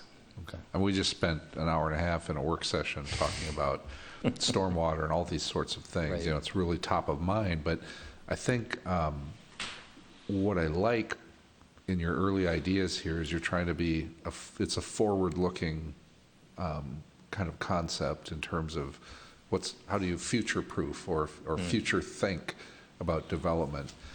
And it feels like, and you've already said, it's not likely that you'd have a pool, on that deck. And even thinking about that top level of maybe taking it one level more on, as you think about green roofs and how much could you actually hold there. So you're delaying, the amount of water leaving your site and doing it in a way that kind of, it feels like there's an ethos potentially to this project where that would make sense. So there might be some of those opportunities. I think that's a great suggestion. Yeah. I'm just going to mention something else. So I talked to Terry Menarek at Confluence, and he's been involved with the planning over at Fred Richards Golf Course, Fred Richards Park, excuse me. And he suggests on the, let's go back to the site plan here. So both on the south and on the south side and the north sides, creating these, what do you want to call them? They're landscaped areas that maybe it's a little bit like Arden Park, where you've got these holding areas. Thank you. Yeah, something like that. So that's kind of what he has in his mind, if we can pull that off there so he can handle more water as well. Yeah, I just think being really creative that way and understanding that ultimately when Fred Richards gets configured, it's going to be very visible, the whole wetland system, all of that. And I've always wished we could make this side of 77th, if you think about Centennial Lakes and this continuation of stormwater and how it all works, if you could really make that happen visually and have systems, it would really, if they've imagined this whole area, it could be pretty incredible. Do you see that happening along the front, right along West 77? So in that area between the sidewalk and the building, as kind of this maybe stormwater, infiltration, garden. I mean, Is that what you're? I don't know. You know, I Could be, yeah. it's the trick is, of course, 77th Street, and if you could actually connect these systems, that would be the ideal. I don't know that that's realistic, but finding ways to do it that's attractive and functional, that really starts enhancing. Like, what are the ways that you can, like, the home run here would be that you develop a beautiful project that people can live here, but we're also actually improving the situation from stormwater. And I don't know if that's feasible, but something to kind of think about. But overall, I think I like this use here. So thank you. Great, thank you. Stormwater as an amenity, is that what you're thinking about? Yeah. Okay. Let's just go right down the line. Okay, so Member Simon. one of the questions I have, good to see you both back again. Thank you.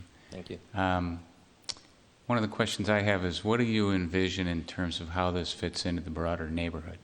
What's the play here in terms of why is this here, and how does it relate to what's going on both to the west and to the north and even to the east?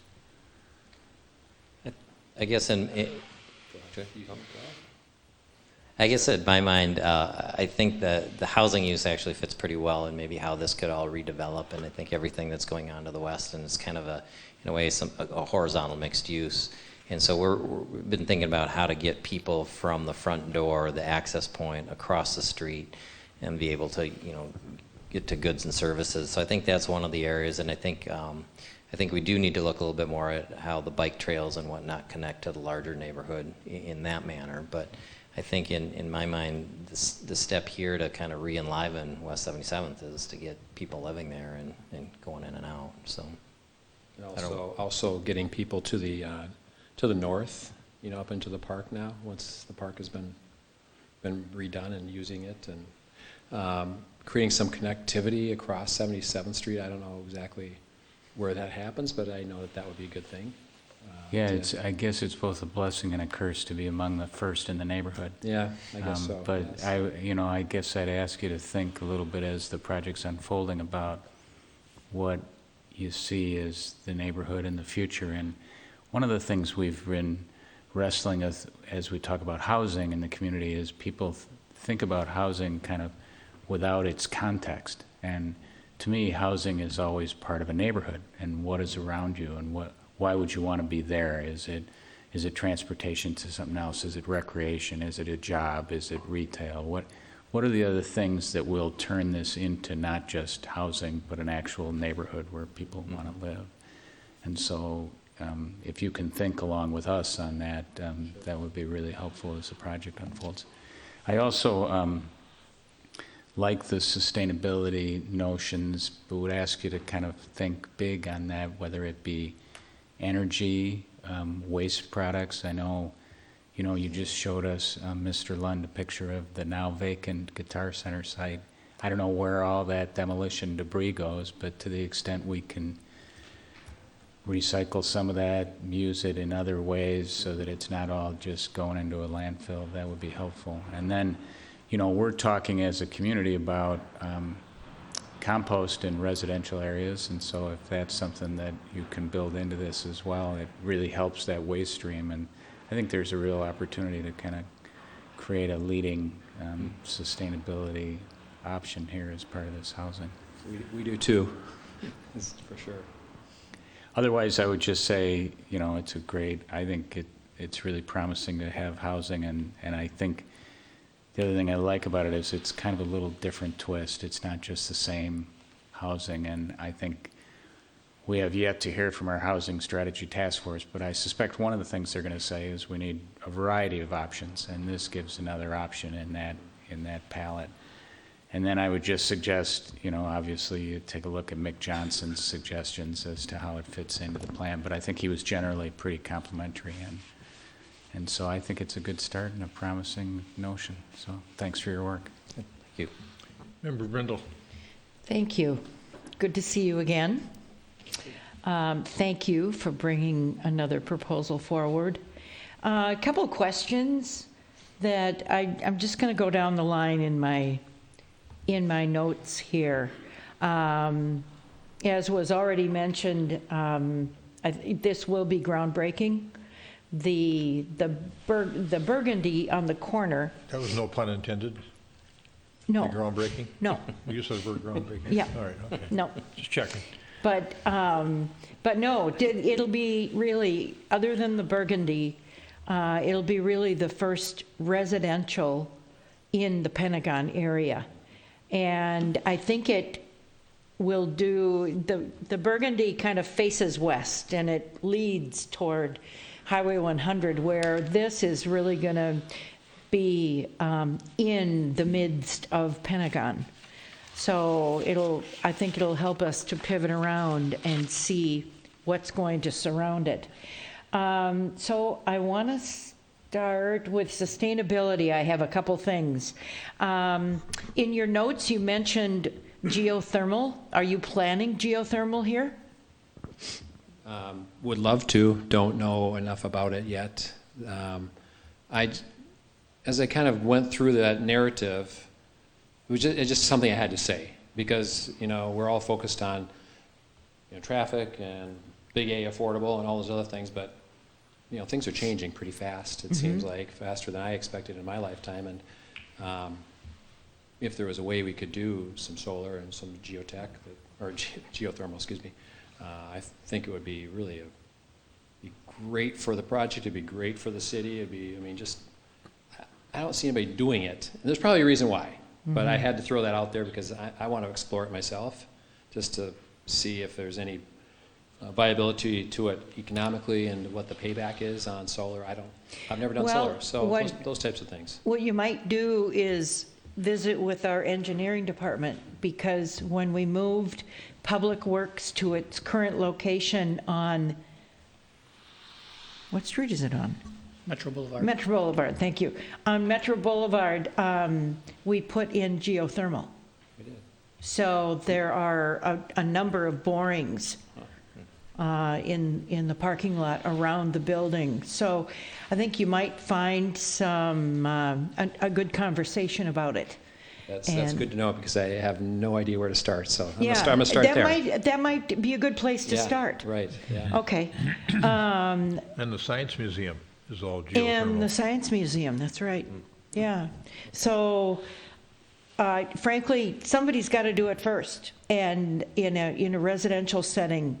And I'd love to have it be here. Well, I hope it's not as hard as Guitar Center. So looking at the questionnaire, the development questionnaire.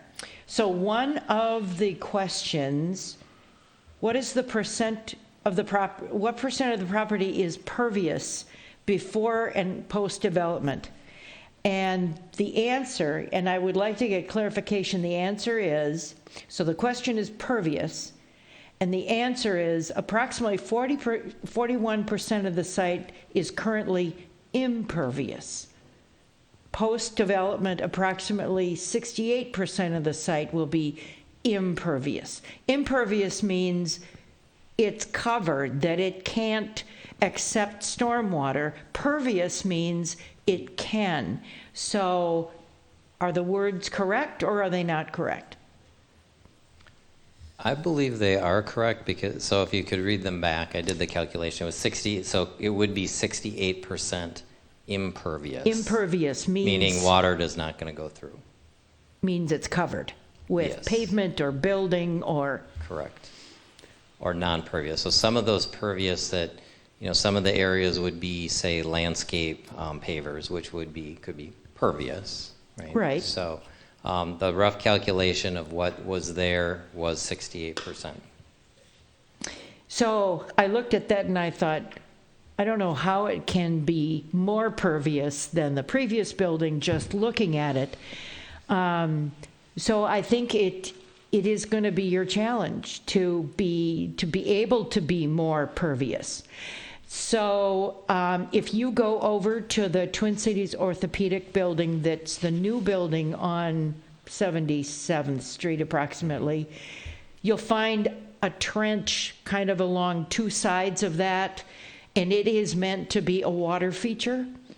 I don't know how deep it is. It's quite deep, but it is a water collector for, and then it's got water around the building.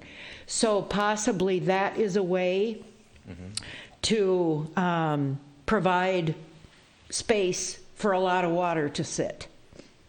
And it's also then, it creates an amenity of beauty around the building. So I would suggest that. Looking at the roof deck, I know that you're not prepared to tell us what's going to be there, but I would hope that that could be green, that it would hold storm water, it would use it to grow things, it would use it to, and maybe there are some garden boxes there for residents who would like to do that. That is completely the intent. The intent is to have a very small area for the residents to go out and may have fire pits or whatever. But it's a big deck, and Terry Menard is way into this, so Okay. he will razzle and dazzle, with some really good stuff. We did it at Nick on Fifth downtown. Have you ever seen that deck? But we got the grilling area, and then we got the pool. But then the back half of it's all these trays that grab water and hold it. Sure. So yeah, I totally hear what you're saying. Okay. I like the idea of the townhomes. It gives it that street comfort for people walking by.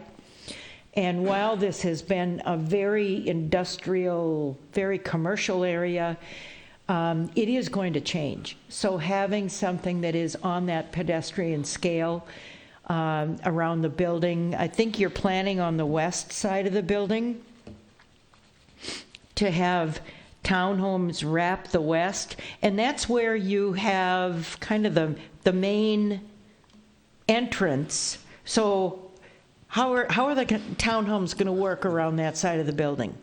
Yeah, so most of the townhomes are actually on the north side of the building, right On the here. north. Or Oh, I should okay. say On walk-up. 77th, okay. In the corner is actually more of the common space, so that's going to be, some of the common spaces that can spill out. So we're looking at kind of a garden area that people can the residents can kind of get out and be outside in that location as well. Oh, So okay, we're hoping that understood. also feels like a walk-up area, but maybe a little bit more public-oriented, where the townhome or the individual walk-up units might feel a little bit more private.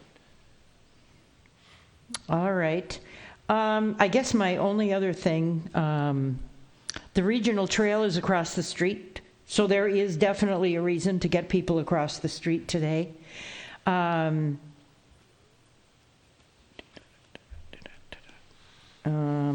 something else there. And we worked a lot on the pedestrian movement on the corner of 77th and Computer in the Pentagon Village development that's under construction. And so I'd like to see something mirroring that pedestrian movement here. And I think your crosswalk over to the park is probably going to be across Computer, across 77th, and back into that just east of the Burgundy. There's an access there. So I think that's going to be your crosswalk area. So I think it's going to be a great opportunity to make sure that the pedestrian spaces and access to the west, as well as all the way around the building, but certainly right there, that's your access. And I would anticipate that living in this location is going to be attractive to people who see the trail as an asset for them, whether it's commuting or for its recreation. Those are the things I can think of offhand. Amenities that I've seen in buildings that are new, the bike fix-it space at the Moline is really cool. It's a place for a social gathering. It's not just fix your bike, it's fix your bike with a beer. And people meet there, they spend hours in there, and they have a lot of fun. So with biking being probably something that's important to a lot of these people, I would imagine, I think a space like that would be a nice amenity space. Great, thanks. Thank you. Member Brindle. Member Anderson. Thank you. There's pluses and minuses with being the fourth person. There's so many of the questions that I have floating around that have come forward, but I'd like to drill down just a little bit on them. Member Brindle, to continue her train of thought there, the access over to the park is very limited. I know you know that, and you've looked at it. And you know, the access is really directly by the garage, the parking garage that goes into the apartments.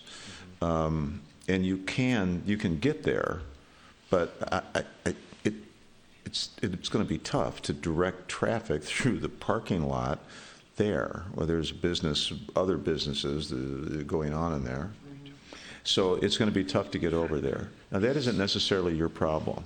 Maybe it's more of our problem in terms of bike continuation and trying to figure that out, because I think that ultimately that's going to be an issue here at Pentagon Village as well.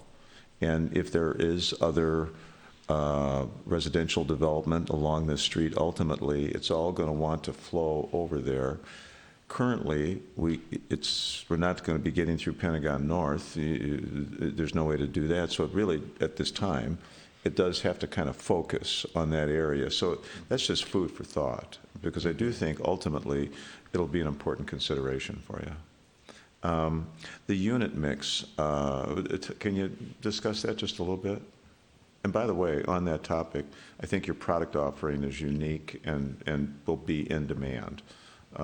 It's so different than what's currently being built and being proposed that I think it'll be, because of the size of the units. I'm sure that you've got your area market study, you've considered who your tenants are going to be, and I could probably comment on that as well. But thank you for doing that, because these are really good ideas.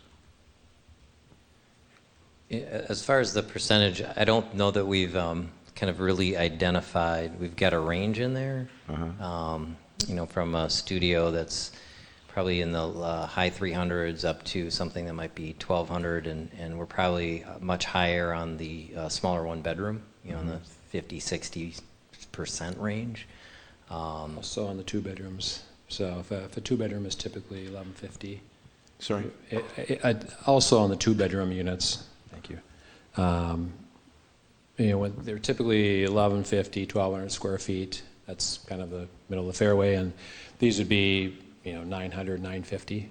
So trying to ratchet the price down a little bit, and you don't have as much square footage, but they're being done, the 900s and 950s, you've done a lot of them. They've been done very well, and they're very comfortable, so. Yeah. And that probably represents about 20% of the usage. About 20%, yeah. Okay. And then you've got, at the Planning Commission, you mentioned that you thought you were 65 to 70% in terms of your 500-foot, yep. Your smaller one bedrooms, I suppose that is, correct? Yeah. Yeah, yeah, okay. Okay. So to continue Member Fisher's thoughts and Member Brindle's thoughts on stormwater management, you know you got a problematic site, and you just sit smack dab in the middle of the floodplain, and there'll be water issues there. There just will be. So there's been some good thoughts headed your way here this evening. And your green space on West 77th, for instance, I don't know how you've spec'd that, but it seems as if that's a great place for rain gardens or some continuation of rain garden. Maybe that's been mentioned. I didn't quite pick that up, if so. And I think the idea here about, I guess, catch basins that might hold water and still be kind of a reflecting pool. You don't have much to work with on the south side. I don't know what you can do there for sure, but that's going to be a collection point, that unavoidable. It's going to go that way. And then I know that Mick Johnson had some comments about your driveways. Right. And I think that's part of your comment as well to the Planning Commission. You had some thoughts on your driveway out to West 77th. Could you discuss that a little bit further? In terms of the slope or the... It was more the potential, kind of the not potential necessarily for it, yeah. balloon, but you were going to, there's some sidewalk conversation and... Yep. I think, and I think Councilmember Fisher also kind of said the same thing in terms of what that space is and the ramp and how that acts. So what I've always seen it as is the first 50 feet as a very public sort of thing, and it should feel public. And some of the design guidelines talk about how there should be streets every 250 feet, actually, which we can't do. This happens to be 500, so we kind of thought, well, it's a place between the two buildings is as that pattern starts establishing, it kind of feels like a break in the urban fabric. And so at least for the public edge of it up to the front of the building is to try to treat it as much that way as possible and connect some of the sidewalks through and connect to the sidewalks and kind of treat it like a street. I think we've had some further thoughts on how we might actually access the building as well, based on some of Mick's comments and some of the other comments we've heard. So I think that's one of the areas I think we really want to take back and focus on what that space really is, but understanding the need that that's really kind of should feel public. Yes. I don't know if that answers. Kind of. Yeah. Yeah, thanks. So on the design guidelines, there were several areas that were referenced in Mick Johnson's memo. And I wonder, especially as it relates to your arrival, Yep. Your drop-off point, there were some other discussions in there as well, but I wonder if you could comment on how you might, or whether you are considering changing that at all, or whether you might feel the need to. Yeah, from the access point, I think one of the, I know the memo said something about 2 access points, seemed redundant. Yes. I think one of the issues here is that we actually have 2 separate decks as opposed to 1. It would be redundant if those decks connected. And so because the ramp slopes up, you actually lose half a ramp not going down. And which is kind of a real problematic in this site because we feel like we're at the parking that's needed for the amount of units. And so the other part of that is that the cars are changing. I mean, we've seen a lot of change just in all sorts of aspects that we're talking about sustainability and whatnot. So we want to make sure that some of those areas could actually be filled in. A ramp is only a ramp for a car. After that, it's not very useful. So the ability to have a flat plate actually offers us some opportunity to expand into that. Maybe the bike infrastructure or scooters or something else comes along and we can kind of change what that is. And so that requires the need for a second access point.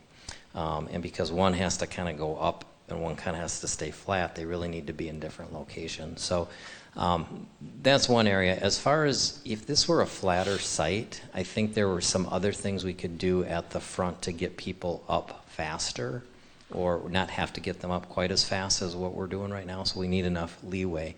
I will flip back to the last version of this, if I can find it. And so we did look at maybe pushing all of that a little bit further forward as per the memo and kind of rearranging this a bit. There are, I would say there are a few little flaws in this plan because we haven't spent a lot of time kind of really working through it, but we did take that pretty seriously and try to see if there's a way to pull the building a little bit further towards the street, still keeping the porte cochere. I do think the entrance really does feel like it's off Computer Drive, even though it is on the side. This will be a very glassy corner. So we did take a look at some of those aspects of the site plan. Okay, thanks. Last comment would just be that in terms of walkability, the destination for any of the tenants that leave here is going to be where? You're going to walk across the street. I think that's probably where they're going for the most part. Now, they might continue further, but Pentagon Village is going to give options for your tenants. Right. And so I guess I just would point that out more than anything else, is that that's got to be that's got to be the destination. How they get across over to that park is just going to be something that is going to be pretty important. And whether you can actually execute it, if you decide to apply, and you decide to build on that site, whether you can actually execute entry in there is a question mark. But a plan to get in there would be, I think, pretty important when the time comes. But thank you so much for all your hard work. Appreciate it. Thank you. Thank you, Member Anderson. I think you're onto the nub of a really good idea here in terms of its usage. Member Fisher mentioned that. And I think to the extent that you're hearing redundancies on some of these comments, those are being driven home. Those are important things to think about, whether they're requests for improvements or affirmations of what you've done so far. That those things are important to ponder maybe more heavily than others.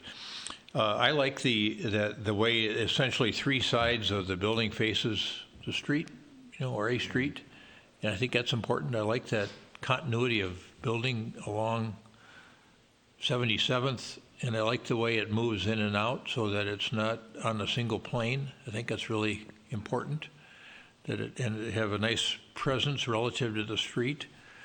On the south side, I know you're just doing block work right now, and blocking would show us the shapes, but I'd just be careful with how you finish off the south side of the building. You really at least got three sides here, or three front doors, maybe four, but I think at least you need to think about it. And you have, I think, so far thought about it as having sort of three fronts, one back, but don't ignore the back in terms of the attention you give it. And I like the notion somebody mentioned, maybe it was Mick Johnson, glass, metal, stone idea. I know that that it enhances the cost, but that's Mr. Lund's group does work the right way, and we like to see those nice materials being used. Back to the use at this location, I think about the proximity to Seagate, to Pentagon Village, the reserve across the street, which is that office, that co-working space idea. And then, we're just on the verge through this thing that the Chamber helped kick off on Wednesday. The Green Umbrella Project is going to have one element of it is called the accelerator. And we're working with Pentagon on the north side to put an accelerator space into Pentagon Village, not Pentagon Village, but Pentagon Office Park, in some of the spaces that they have there. This makes this a perfect place for people like that to live. Smaller units, more affordable, access to the park. I just think it's got so many potentially good things going for it. And so when Member Anderson asked you about unit mix, I'm right there with you. I think you've got some really great preliminary determinations on unit mix because of what's going on in the neighborhood now and what's going to be going on in the neighborhood in the future. You're going to set the standard there, I think. We talked about this impervious surface issue. If everything goes the way you want it to go, you're creating more impervious surface. So this whole water management thing is something we've got to deal with. Those are lousy soil conditions over there. You can't go underground for parking. And so if you're going to have a higher level of lot coverage with impervious surface, then make sure you address how to manage water on the site. And people have touched on that, and I think it just gets reinforced. In terms of those sustainability innovations, or I guess they're not so innovative anymore, like solar panels, I think we can really count on Mr. Lund and his group to look at those things carefully and analyze whether they make sense from an ROI standpoint. Certainly from an environmental standpoint, we'd love to see some of those things. And then you've heard everybody say be mindful of pedestrian movements. I think we want to be thinking about that. And then I just wanted to touch briefly on the fact that you're underparked by about, it looks like about 117 units. This is one thing I think this might be a good opportunity to kind of wrestle through this issue together, because our parking regulations, I think, are from like 1970, and the design experience principles are from 2018, and we're asking you to look forward. And if you've probably got, good experience in reduced parking numbers, and I think it's a conversation we all need to have and figure out, well, what should we be asking people to do in these situations as we think about the future of the use of the automobile and the use of transit. What are some of the things that are, come to mind? I know you're ready to say something here, Mr. Keeler. Go ahead. Yeah, one of the things we found is that unit count may not be the best measure, because unit at 500 square feet versus 1,250 square feet has very different use patterns. A 2-bedroom is very different than a 1-bedroom. So one of the ratios that we've used, I know ITSE, the traffic standards and whatnot, kind of looks at bedroom count, is that's a better representation of car usage as well. And so we're actually 1 per bedroom plus.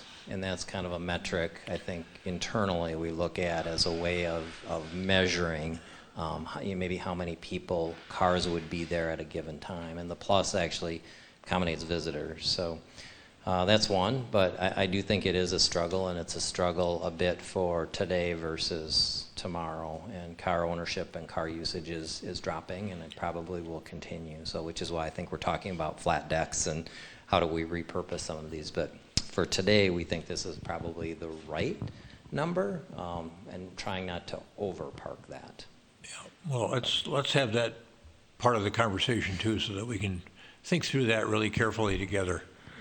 And then the affordable housing aspect of it, I like the idea that you're thinking about doing it in the project itself. You've had some other challenges with the Guitar Center that cause you not to be able to do it there. We all like it in the project and then scattered in the project, not just one wing of the project. I think if you move them around and have different sizes, we'll address that in due course. But I think you're on a nice trajectory there in terms of putting the affordable units in the building itself. So those are the extent of my comments. And Member Brindle has one more, and Member Fisher has one more, and maybe that caused other people to think of things. So thinking about the Planning Commission's suggestion about more density here, this is a good spot for density. So if you wanted to think about another level or another couple levels, I know that it was mentioned that you're planning wood construction, and that limits how far you can go. Are you at your limit at this point, or can you add a level? We could add a level in wood frame construction and keep the affordability. Yeah, I think I would encourage that. Now, that increases parking, and that probably creates the reason why you are where you are. So, but just that. And then, without balconies, will the windows open? I'm just thinking about the experience of being able to slide open a door and the balcony is there, but without a balcony, can I get fresh air in? Yes. Okay, great, thank you. Member Fisher. So just a number of the comments that came up kind of triggered some thoughts. Let's stay on this theme of parking for a minute. The fact that you're trying to think about, again, future-proofing the building, like what happens 10, 20 years from now when we're looking at different ways of getting around, or even adding another level, if that's something that makes sense, without feeling like we have to add 1-for-1 parking at the same time. And I would someone stop me if I'm off base here, but we have a TIF project across the street on, across Computer Avenue that includes public parking. And you wonder if really, when we make those sorts of investments, if we couldn't project what the next project coming was, but if you think about the time of day that people might be parking in that parking ramp compared to here, it's going to be more heavily used during the day when those office buildings are up and running versus at night when people, might be parking their car here. And just, I think it's worth a discussion about what we're requiring for parking, how we think about parking, and how because if I could trade green space or even density in terms of, without adding one-for-one parking. I think that's more the direction we need to be thinking about, especially in an area like this with these sort of amenities. The other thing I would say, that's sort of just brainstorming kind of level thing. The other area, I must have missed the geothermal piece, and maybe it was in that smaller text where. Fine print. Within the small print. Well, good for you in reading all of that. She's a technical writer. I'm not She saying I likes the didn't read it small all, print. I scanned it. She always goes right to the small print. I'm like, this is sketch plan. But intuitively, I feel like, wow, geothermal is going to be hard on a site of this size. But then I started thinking about where it really works is if you, and I don't know what your soils geotechnical stuff's looking like, but if the soils really are bad where you might be looking at piles, in my day job, I've been involved in some projects where we got approved by the state, which is kind of a new thing, to put geothermal in structural piles. And that hadn't ever been done before. But it's been done once, I can tell you. That's cool. And so now the dollars start looking different if you already have to build structural piles and you could put geothermal in those under your building. So the other thing that happened in that same project, and I can talk to you offline about this sometime, but by raising the site, when you're doing piles, you can make the site be what you want to be. Don't, look past the opportunity of creating actual ponding under that parking structure, because it's just open space.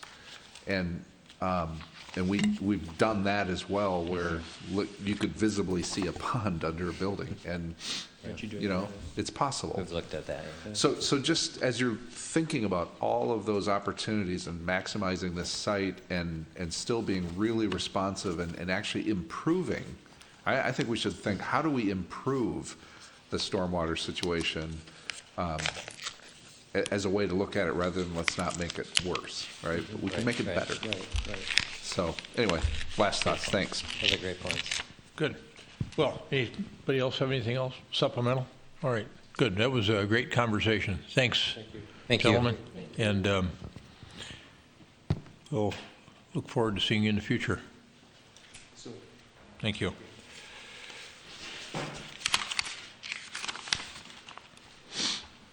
That completes the reports and recommendations portion of the agenda. We're on to correspondence petitions. I'm assuming, System Manager Schaefer, we've got everything on the dais that came in.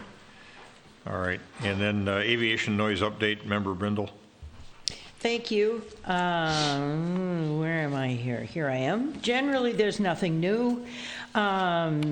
City Manager Scott Neal and I met with Lauren Olson, who is Government Relations in the city of Minneapolis. And so we have some of the same concerns. The airplanes that go over Edina probably went over South Minneapolis before they got here. So we do connect and have conversations on a pretty regular basis. I mentioned last time that staff and council will meet with the airport noise advocacy group in Washington, D.C. next week.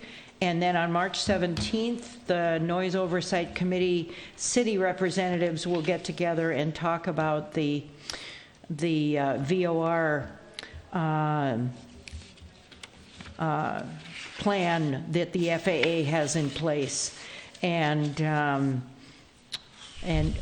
see what we need to learn about, what we understand, and then ultimately the Noise Oversight Committee will formulate a recommendation and present that to the MAC Commission and for comment by the FAA. That's how I think it's going to go, but who knows? Anyway, that's my report.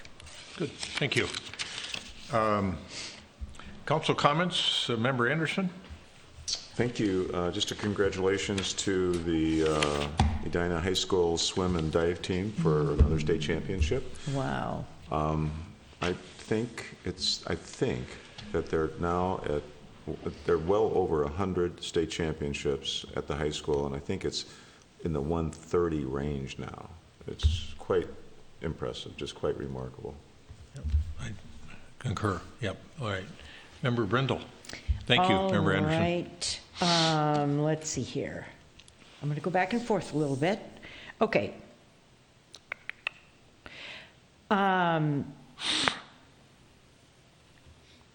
There is a construction project coming up that we haven't talked much about, but it is going to be very disruptive, and that is Highway 5 in the area of the airport.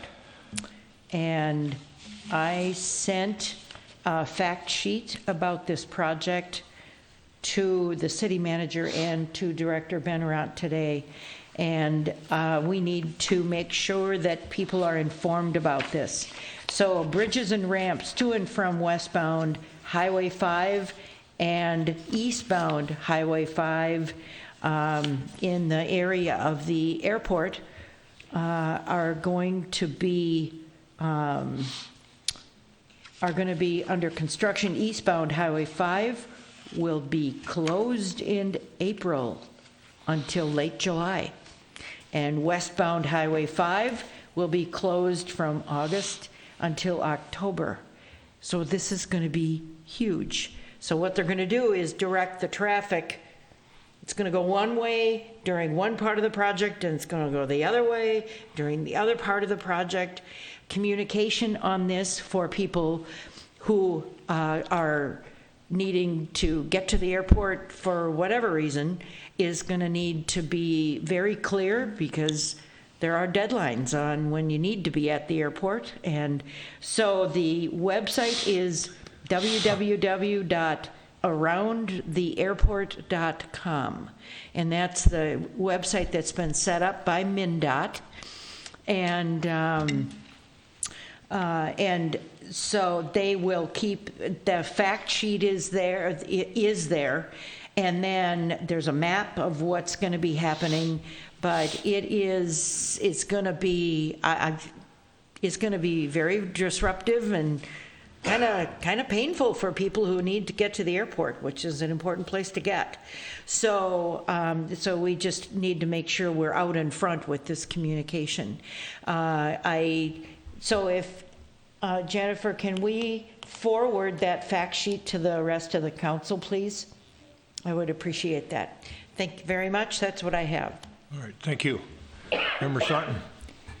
I just wanted to take note of the fact that our city clerk, Sharon Allison, is not here this evening, and I'm assuming that is because she's getting a well-deserved night off after a long day yesterday, administering a successful primary election, and remind folks that it is not just yesterday, it's many days prior to that. When we have early voting, it's marshaling literally hundreds or at least dozens of volunteers at polling places. And you know, I was watching the results as they were coming in, and there were these stories from other states of people waiting 2, 3, 4 or more hours. And it's just a reminder that we do elections so well in this community and in this state, and it's not by accident. It takes a lot of work, and so I wanted to give Sharon a shout out on that and congratulate her for another smooth election, and all the people who volunteered to help in the community as well. No, thank you. Member Fisher.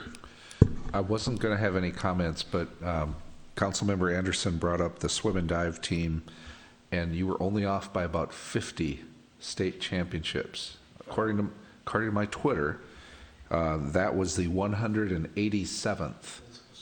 It's totally astounding. I mean, compared to, I would like to know what the next high school is in Minnesota, how far, you know, because you go into gymnasiums and other places, as I've followed my kids, and you look up on their walls where they celebrate their state championships, you're like, there's only 4 flags up there.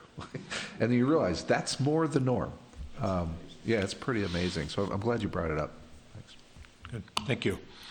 Upcoming events, just a reminder again that they're dedicating the Eichel statue, the statue on March 7th out at Braemar Ice Arena at 10 o'clock in the morning. I encourage people to go out there.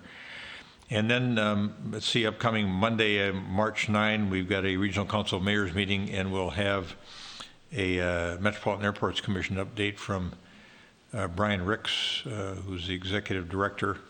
Anything interesting there from a standpoint of the issues that we're concerned about in terms of flight control, I'll let people know. Today, Manager Neal and I attended the Municipal Legislative Commission meeting, which was held down at the Minnesota Zoo. And I had forgotten that they had budgetary approval for taking their old tram line and creating the equivalent of the High Line in New York. They call it the Treetop Line, and that's going to be under construction now, and they had some renderings of that. It's going to be a fantastic amenity, not only for the zoo, but I think for people that want to get down there and enjoy nature. I thought one of the really interesting data points that the zoo manager, the zoo president talked about was he said teen suicide was up by 30%, and he had some linkage between getting out and communing in nature and getting exercise with mental health issues. And he said that there's data that show that the average 19-year-old now has the same amount of energy expenditure as a 60-year-old. So any way we can, get young people out and moving around, communing with nature, getting some exercise, that may be something that we need to think about in the realm of antidotes for mental health issues. So just something to consider here. Steve Grove was our speaker from DEED and did an excellent job updating folks on the MLC. And then the 3rd, we had the Green Umbrella unveiling over at Edina Country Club, which is the kickoff for that. That's that combination of effort from the Chamber, Minnesota State Mankato, our Edina Public School System, and I'm missing one of the partners, the city. How could I forget? It's this whole concept that we've been working on of well-being and vitality, and thinking about different ways we can improve people's lives and the economic prosperity of the businesses that are based in our community. I think there's some interesting things unfolding there. In addition to what I mentioned earlier about the accelerator that they're trying to set up over in Pentagon Office Park. On the 26th, we did the State of the Community, combined Rotary Chamber event, and that went well. We did it with the school district, and they used we may have Director Bennerod explain. It wasn't family, it was a Family Feud format, but we couldn't call it Family Feud. It was Friendly Feud. And it was a competition between a chamber team and a Rotary team. And our former colleague, Josh Sprague, was on the winning Rotary team, which I think won on the very last question. So, and then on the 23rd, I attended the Lions Club Pancake Feed. If you see those signs up in the future, make sure you try to go over there and have waffles or have pancakes, and there's a lot of good conversation to be had over there with our fellow residents. And then on the 21st and 22nd of February, I attended the United States Conference of Mayors Leadership Meeting, which was held down in Orlando. I had a report out responsibility on what they call Vision 2020 for the U.S. Conference of Mayors. So they're behind us. We're at 2040 already. But nonetheless, I had a report out on the Federal Reauthorization Act and the work that's going on there in terms of a large federal bill that would encompass reauthorization as one component of it. And then I'll give everybody some meeting minutes and kind of a summary of what else we did at that two-day meeting. And then lastly, I want to thank Lieutenant Olson for being here and sitting in our meeting this evening and looking out over us, I would say, taking care of us. And thanks for being here. And that's it for me. Assistant Manager Schaefer. Thank you, Mayor. I have two very quick comments. The quarterly business report for 2019 Q4 is attached. The manager comment that Manager Neal had on the agenda for the Ewing lot will actually be postponed. He talked with City of Minneapolis staff, and they were not as far along in their plans or communications as he thought, so that will be moved to the next meeting.